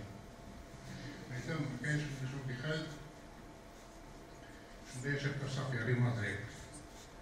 Яры едім, шунда башқаша білді бар, менің ұятым енді. Ну, идәнлері бигнақ түгілінде қарап берішсіз деді. Менің бұл вақытта қайраңына едінде, бұл қаты болмаса да, анда мен кіру білән ДСП деп аталған қатырылған отделкадан жасалған идәндер ішіліп түсті. Бұзалардың ремонтларын, лекен мен алардың бұна сөйлесіп келмей, анда біздің көршіде яшейді Мұдарис Ағрамов. Әке, біздің яратқан әкебіз, біз кеш білән ұшақ яғы, бәрін тегіретті, балықлар қыздырып. Мұнда мен жоқ, сен батын білән. Сен жоқ. Но үшін ақырында бар сен анда. Біз әке білән сөйлешіп отырардық. Һәм әке сөйлейді, көбінде сөйлеген ебірлер бүтін сізде істеп қалмаған, лекен бір ебірлер қалған Хасан Туфанның сарапшылы дәфтәрі. Хасан ағаның бар еді сарапшылы дәфтәрі дейді, Мұдарис Ағрамов сөйлеген. Ол анда шағирлерге деп бағышлап жазылған, эпиграммаларын, шиғырларын жазылып бара еді. Сибғат Хаким ғұмыр бойы власть тиресінде бітірілді, оларға жақын болды. Шуңа көре Хасан аға Туфан өзінің сарапшылы дәфтәріне Сибғат Хаким турында былай деп жазған. Сибғат Хакимнің халыққа ең таралған шағирен өсірегі ол заманда қазан ұянмаған, жоқтағыдан тоқрақ сірләші егін тазында үйген бұрамында өлім дейінен Хасан аға жауап етіп деп айтып жазған дейді. Әлі кімдер білән сөйлеше ол. Хикмет тұрмай хақыннан. Башын көтергендей ұқшаттай шығып келе Аббал артынан.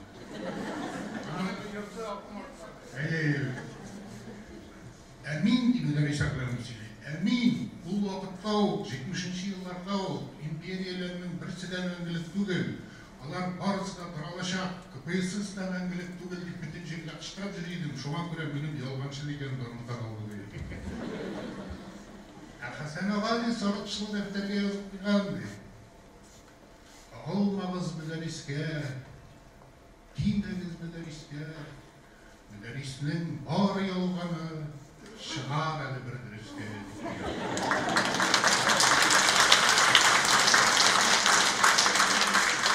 Gülfetlik babam kızına eylendi dedi, vay kızga eylendi dedi. Ama babası kadının kutası bulaydı. Hayır. Tuyga tülküttüm saldı dedi. Bu için bir zor gerek. Kaşmak metodu. Birisinde de Zülfek restoranda da, dostlarında da, silahında da, takside koytkanda taksiga tülerge bana okşasın etkendi. Hasan Tufan'a kirgen de 5 sum alıp durganda. Hasan Tufan'a oğlum çıkkan de taksiga oturtkan 5 sum tutturgan koytarıp yürgendi. Kirgeç soratışlı defterge yazıp koygan de. Pushkin kibek tülküt onun salıp atıp sigrip kine düştü şonalan heybet şair. Haydik heybet şair. Niçindir bugün salmahan?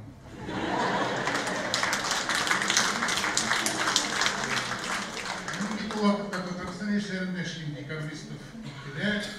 partta, 9. partta şoyan ben Zülfet işleyim. Bizden de kıtırtağız indi birgeler. Zülfet abi meydan bir şey söyleyeyim. Şimdi bilesin diken bu şeylerine. Pushkin kibek tülküt onun salıp atıp sigrip kine düştü şonalan heybet şair, heybet şair. Niçindir bugün salmahan? Bilen işlep bilmez geldi Zülfet abi. Bu Hasan Tufan'ın soratışlı defterinin müderris turunda yazgan bulanır değil.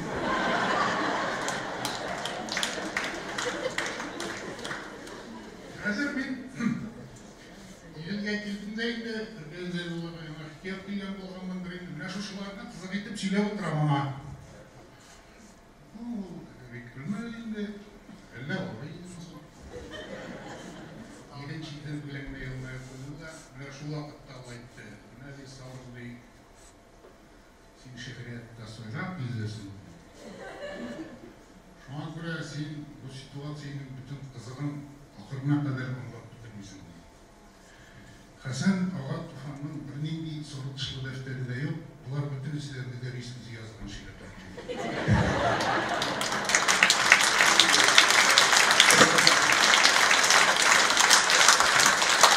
Şimdi yayınlar falan oldu.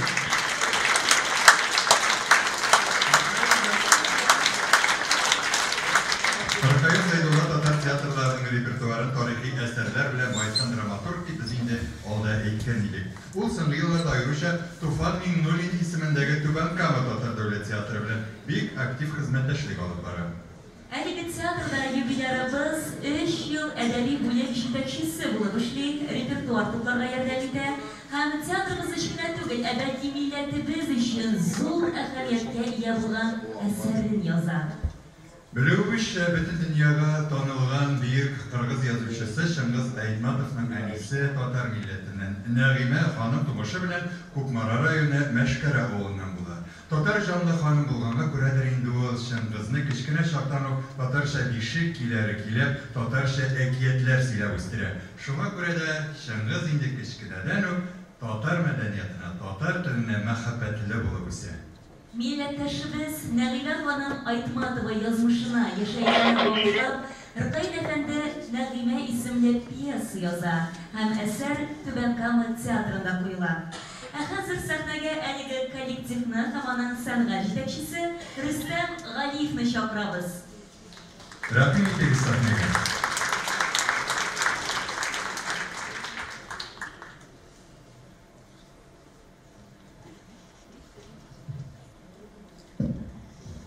Sen de bit bir tuttarsındır yürek. Şulay da nege sen tыныç? Mine şunday yaşap duyalmaslık, acayip nersesin. Ey turmuş yaşavı kümüllü, bu jirde jır bulup yaşavı, yüzüsün, zor ömür tügülmü. Ayrılı ki, hürmetli tamaşaçılar, hürmetli kazanımlar, tuğanlarımız, kan kardeşlerimiz, Rıksenlik'teki sizin varlığınızla da Dübenkam halkından, Dübenkam tiyatrından yalkınlığa kaynar selam kapışırız. Bugün elbette beyram, biz şimdi beyramını bizde başlamalıydık. Dübenkamımızda başladık. Birinci beyram bizde başlanan gibi buldu. Kayının tuğan günlerin, bizimizin şehirimiz boyunca, Dübenkamımız boyunca, yardımımız boyunca beyram ettik. Şimdi beyram daha taşır. Bizim Respublikamız tümüne verilirdi. Hem bugün de devam ediyor. Arkayı elbette kişi yaşanan kişi. Qaysı yağı bilen o kişi de gibi. İkinci yağı bilen tağın kişi de gibi. Yani minanı, bir vakitini size kurban ügüzünü hatırlayıp kendini hatırlayın. O size kurban ügüz gibi illetimiz gününde. O her vakitte da sizin var. O her vakitte da tertip var. Mene şuşunday varlıkları, onun her bir yazgan eylerin sağını bu bizim. Onun her bir yazgan hikayesi bizim nişittir, halkımızın tamırları arkalı ülke. Nindidir, jilik siyekleri arkalı ödüp kirgen gibi. Her yazgan hikayesin, her yazgan eylerin sağını balasın. Alar her birisi tarihi mizgiller arkalı ülke. Bizim ülkenimiz, bugünkümüz hem gelecekimiz de bir gezi taşıkan gibi onun icadında. Biz ona her vakitte de konuşlar dedik. Gelecekte de şunday abilarımız, güçlü abilarımız, milletimiz bugünde güçlü kişilerimiz bulsun, arkayılarımız bulsun. Mene şunda biz indidir pişke ye buluruz gibi. Nerse bile gider gelsin, nerse tutturma koluna bu kişinin. Nerse tutsan da ez bulun. Uylap-uylattırdık da biz tiyatromuzda bir zur gülen artistler için uylap tapmalıydık. Tiyatromuzda yüzlerinin güçlerini kullanan kişilerge Tufan Bingul'in premiyesi bugün mine şunu ana birge buldu. Eyle bir gele var.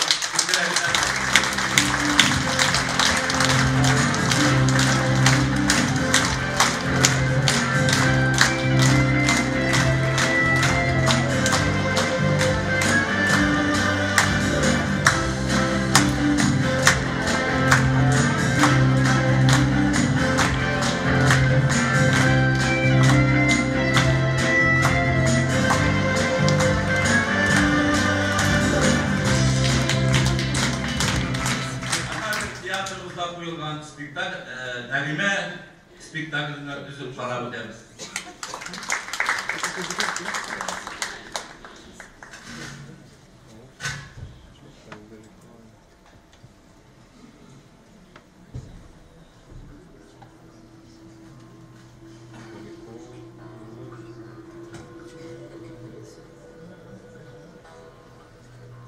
Ana ol, Muad'dir. Ana ol, Doğan il. Ana ol, kükrek sütü bilen kirgen vicdan. Ana kumili balada. Bala kumili dalada. Üsene gider yırak.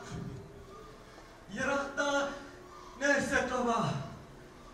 Damarından ayrılıp, kanatları ayrılıp, ni izliyor dünyada, dünyada nerse taba,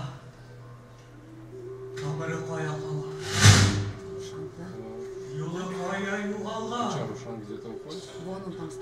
koya, koylarla başın salır,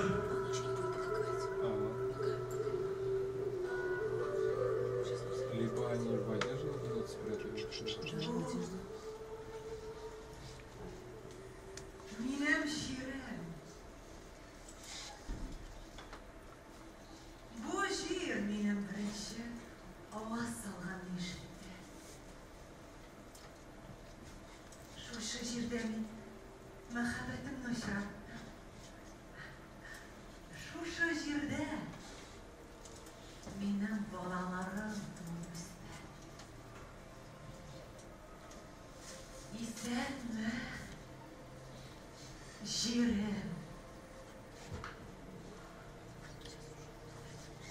Sen.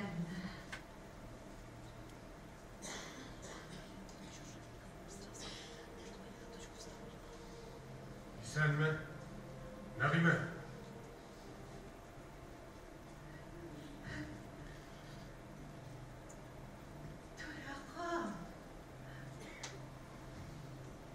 Bırakıl sen kayttın mı ne? Benim gitkenim de yok Nagime. Min bit senin көңелеңдә яши. Bileydim.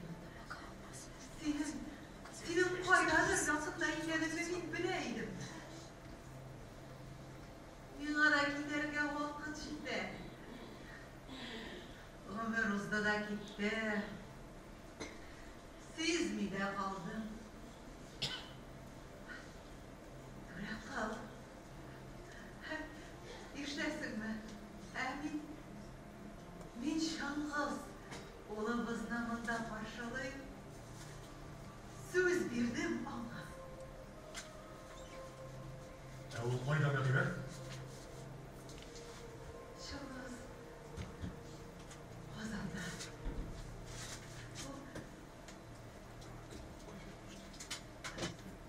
O babası durumda. Bir daha çiremlik dikkenim. Шыңғыз ұлыбызда ұлғайған Нәғиме. Неге олай дейсің? Шенди кіші, ұлғай қашқана өз тамырларын барлай башы. Еш уақытта аңа бәріне де керек. Барып жете алыр мейді. Мақсатына ерішіп, иншалла, шыңғыз бит ол.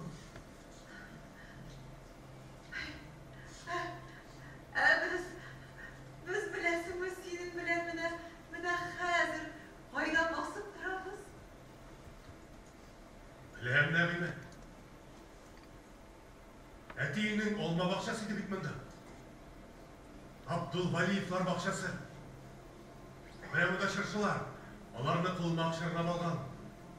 Әміне мұндан әлей өте. Біз бит. Шыңғыз ұлыбыз туғашта ең бірінші шушында алып келдік, Нәғиме, қатырлейсің бе?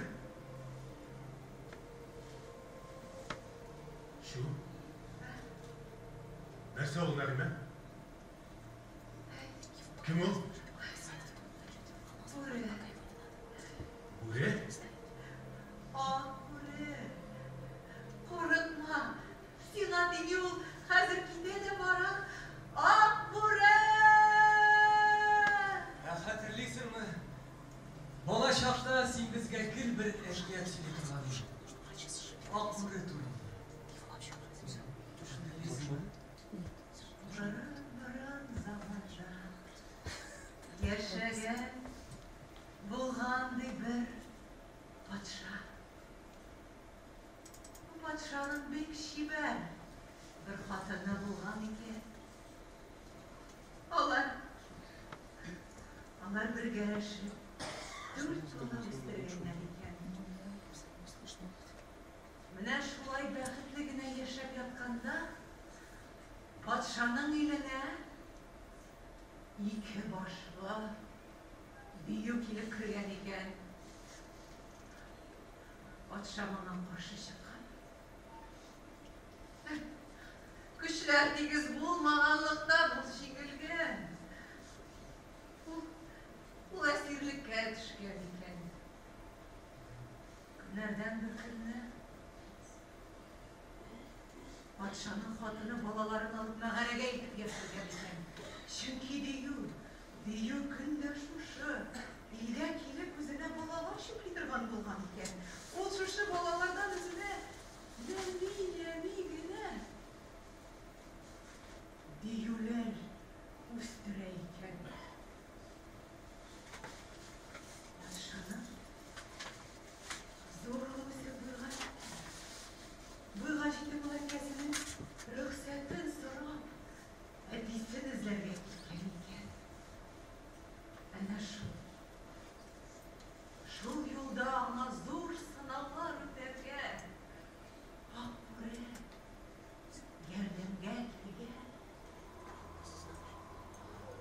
Сен безнең язмыш турында сөйләгәнсең икән.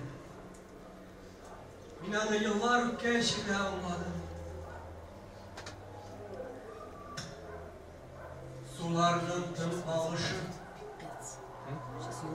Исык күлнең агышы, Ышылдыйда башын тие, Баса безнең сагышны.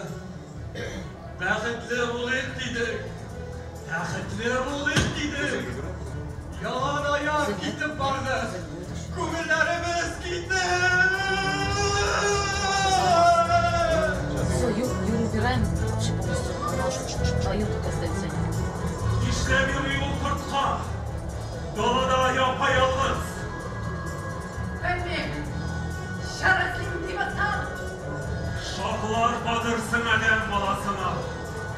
Kim pualarını dünya bila? Ne izliler? Sen, vermişsin akırın. Ya onlara taşıyın. Leser baya kırıp buldular. Şiir jitmiyalarına. Bizde yaşarga uğrunda kalmadı. Yüzyıllar bir uğrunda yaşaylar idi. Hazır bütün jirge kaldılar. Düngelekke eğlendiler. Ata oğluna, ana kızına verdi. Biz senin bilemez taşıyımız savunda. Hep kaya var insan. Varır jil kalmadı. Kişiler oğlu aşıktı. Bunda aşık kafalarımız değilsin mi? Belli.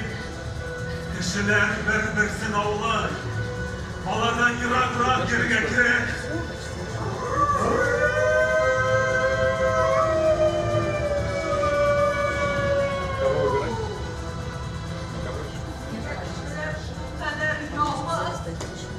Yoluzluk nağlar.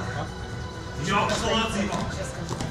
Şuna yavaz bulup bulaydı.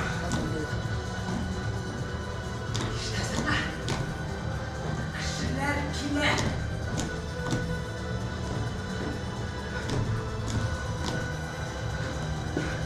Dibinde taşlandık kirpiç zavudu var eyler şunda paşam. Все, поехали. Хорошо. Нет, все, больше нет. Смотри, одежду не было.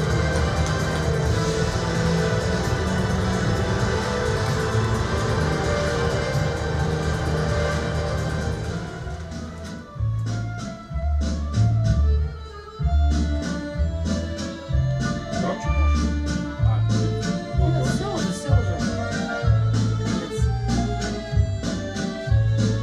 Сейчас буду конец.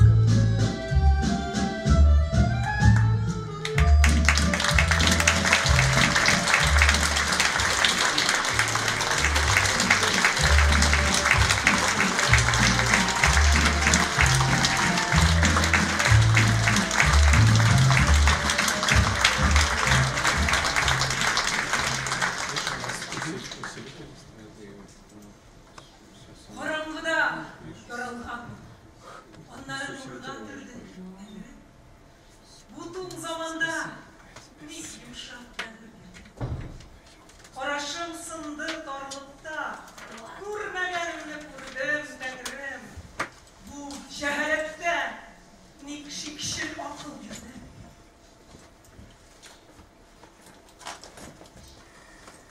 Resulümüz bizni unutmagan. Şırlar oşa haber kalıptı. 3 sehaba bilen yollagan bu. Şalma, toya, kara salındı. İmam aytken, şalma kiygen başka. Yırak babam yolga kuzgalgan. Onun izin biraz şamalıyız. Dünkü kukta kalgan kuzlarda. Kılıç tügel kulda, toyak bulgan. Ağır şapta ilim toyandı. Nişikkine yığılsak da yolda. Kabat bastı, takdir oyanı. Kavri kalem kara salıtında, kimsiyine imiş kara et. Resulümüz Fatihasın olgan, kağızda iz, мәңгі ezilmez.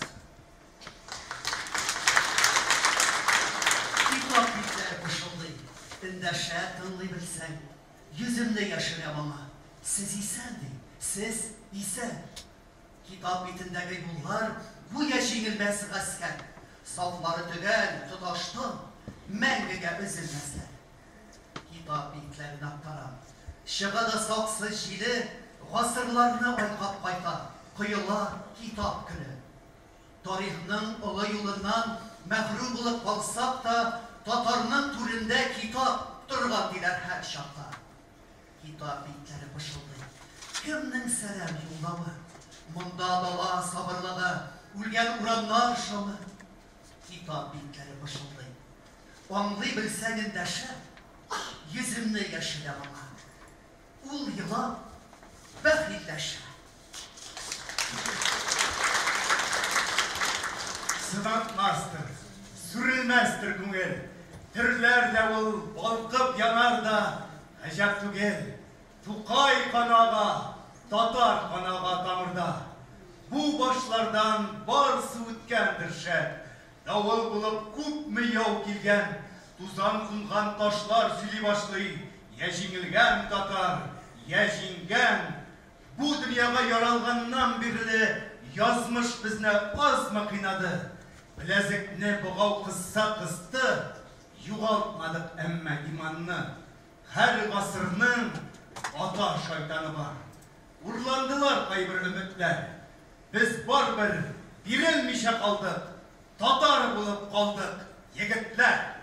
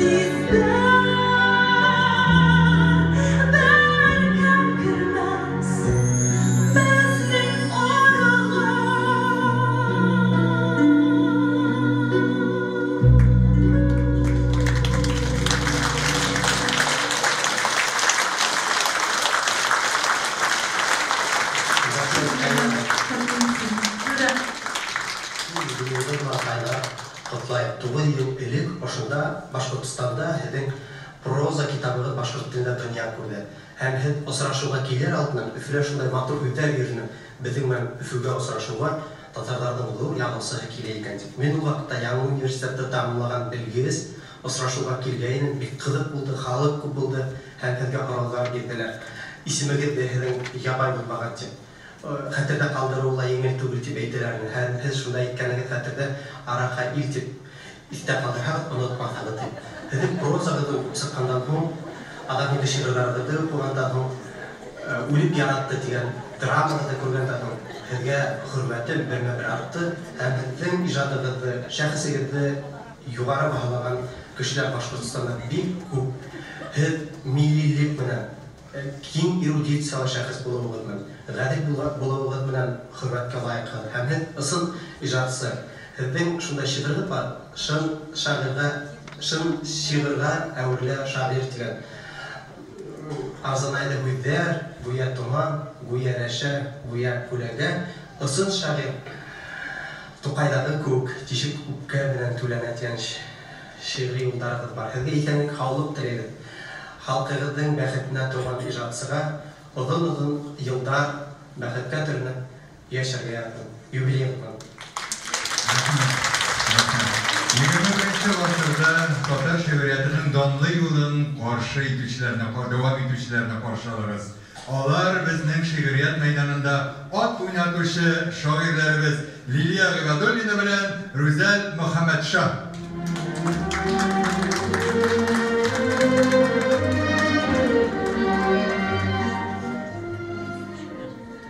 Ут, ырҡайлаусыға. Ҡараңғыда кемнәр сүрән суғар. Офоҡларға төн уралған шаҡта. Ҡар урманда юл юғалған шаҡта. Таң сыйылған шаҡта сабый шыҡҡа. Күкләр тетрәгәндә йондоз ҡойоп. Әй мәңгелек, мәғнәлерәк тойол. Әй хаҡиҡәт, ҡәҙерлерәк тойол. Мәғәрәҙә ут жылысын тойоп. Ялҡын ыңларының сүрәненә сыйынғанда сизеп үзәгемдә үткәннәренең жанлы өтүләрен, таң ҡатында сине көтүләрен. Арысландар аранында тынлыҡ.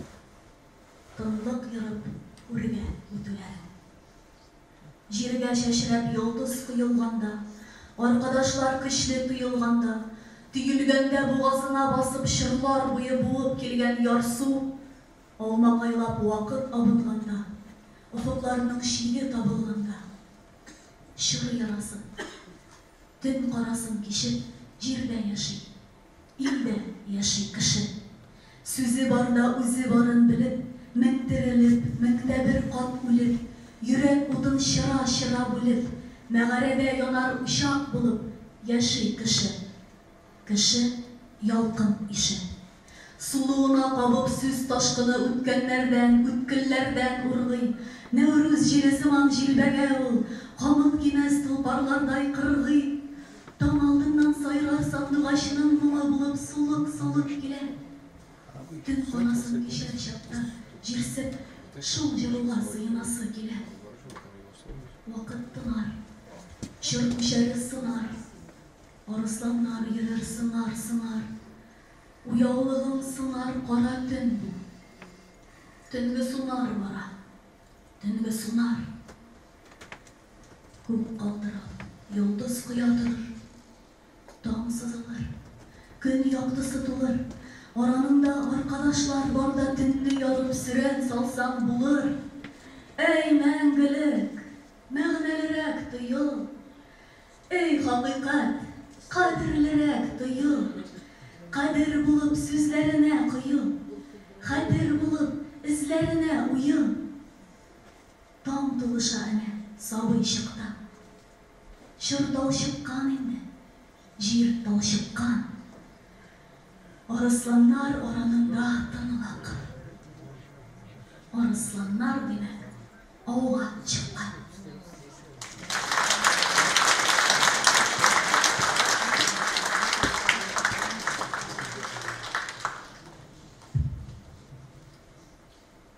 Татар милләтеннән, татар әти-әнисеннән, татар телле булып тууым нинди зур бәхет булса, тормыш юлымда Ракаил Зайдулла кебек Олпат остазлыга таруым да, аны очратуым да минем өчен шундый зур бәхет булды. Бик зур рәхмәт, Ракаил абый. Исәнлек, саулык телим сиңа. Uzun гомерле бул. Күңелем һәм каләмем тутыкмасын.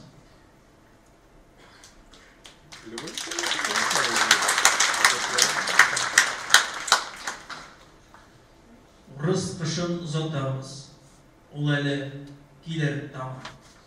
Ракаил Зайдулла.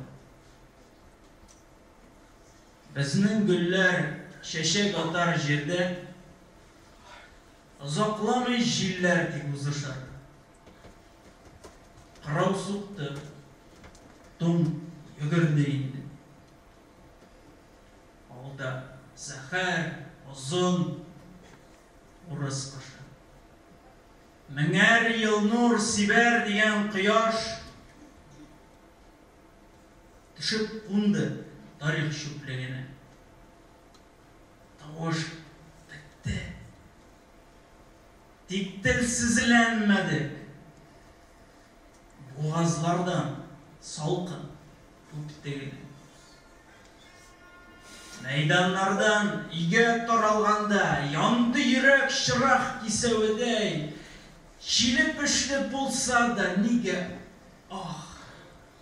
сагындыра шулай кичәгәчә. Кигенгәннәр шәп киенеп калды.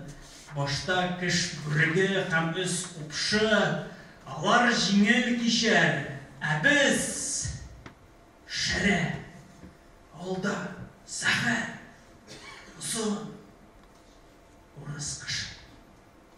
Ул ыржаер һәр йорт кыегыннан ялт-йолт килер теше боз сөңгеләр. Исрхавил ютәлләве дә кан, һәм сеңгерсә дә кан сеңгерә. Ул яулык ясар бездән кабат, җаныбызны суган кебек әршер һәм тантана итәр. Ярсы! Ярсы! Тәүге ул мырзая баш төрткәнче.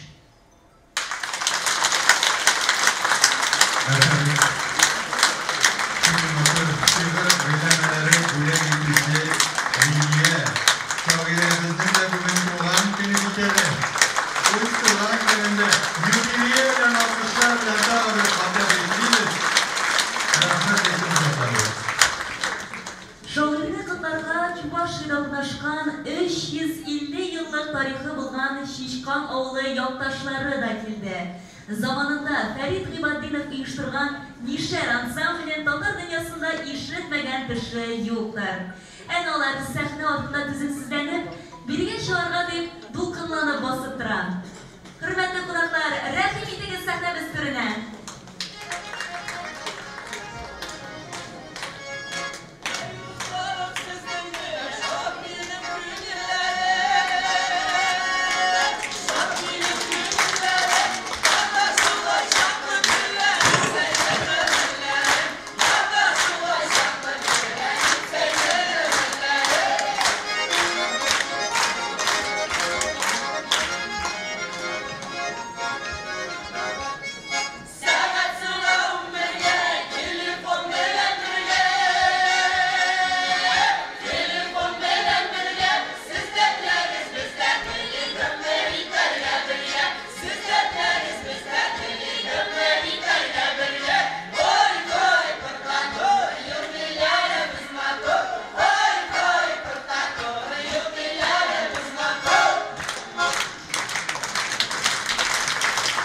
Assalamualaikum, hayırlı kech, hürmetli milletvekiller.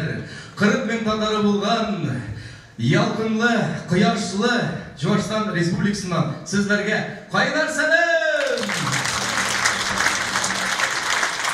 Hürmetli Rakail abay, hürmetli üyelerimiz, şuşu matur beylemge biz aşkınıp geldik, talpınıp geldik. Sizni kıtlarga, sizni tebriklerge matur yübeleyigiz bilen. Nik degende biz gururlanabız. Çuvaşistan'da yaşayıcı tatarlarımız Rakail abayımız bilen. Biz yaratып ижатын укыйбыз. Яратып ижатын укыйлар безнең кадерле юбилярыбызның балаларыбыз. Ркаил абый, без сезгә мең рәхмәтле. Без шатланабыз, горурланабыз. Сез безнең якларда туганыбызга. Фырсаттан файдаланып, шушы матур юбилейгез белән котлыйсыбыз килә сезне. Сезгә телибез исәнлек, саулык, гаиләгездә тазалык, байлык, оныкларыбызның, балаларыбызның хөрмәтендә, назында озын гомер кичерергә насыйп булсын иде. Каләмегез арымасын, илһамыгыз сайыкмасын. Әбит улдуслар, бәйрәм булгачтан булмый ул бүләксез туган көннәргә, mübarek матур бәйрәмнәргә килдек без дә. Үзебезнең бүләкләребез белән рәхим итеп каршылагыз юбилярыбыз.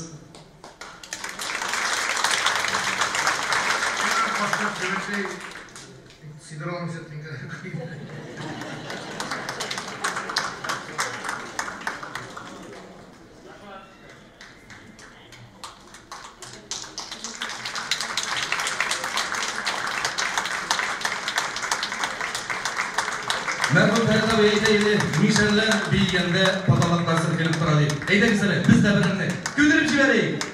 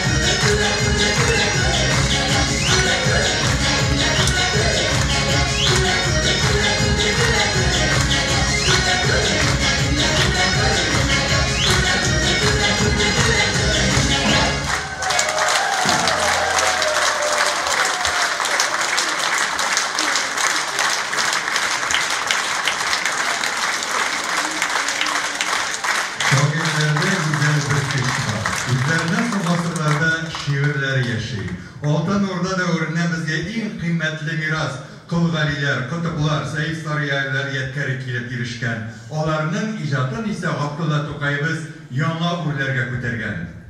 Бер гасырда да, бер минутка да тынып тормаган татарның шигъри каләме, чөнки бөекләрнең дәвамчылары була. Татар шигъриятының лайыклы дәвамчысы ул Ркаил Зәйдулла. Hürmetli tamamdaşlarımız, biz bugün юбилярımızın kim kırlı icatına kuş saldık. Elbette onun icatını bir kişilegine ingle bitirip bulmayın. Eserleri bilen tanışı lezzeti gelecekte de kalsın hele. Bunun için Tatar dünyasının isen bulуы, Tatar dilinin gamelde bulуы kirek. Şulay etip bizning şairning icatına bağışlanan edebi müzikal kişimiz ahırına yakınlaştı. Rıkayl efendi, hazır söz sizge biriler. Rahmet, kadın dostlar. Tüze oturganınız için. Hani ele getirdiler idi, bir kat yazılar idi. Barınızda da selam ayırmayın çağırmadı. Şuna buraya, şu kişene iştiricilerine, hayırkar kuruluşlarına, gelgen konaklarına, Marat abi, men bir hürmet etem, bir edebiyat yaptırgan, milli canlı kişi, bizim Tatar tilin üstürü hem saklao hem üstürü meseleleri boyunca komissiya reisi, bizim de hazır anın komandasıyla yürüyüşler, seytaş bunu tüyüz, bıçağa duruşamız.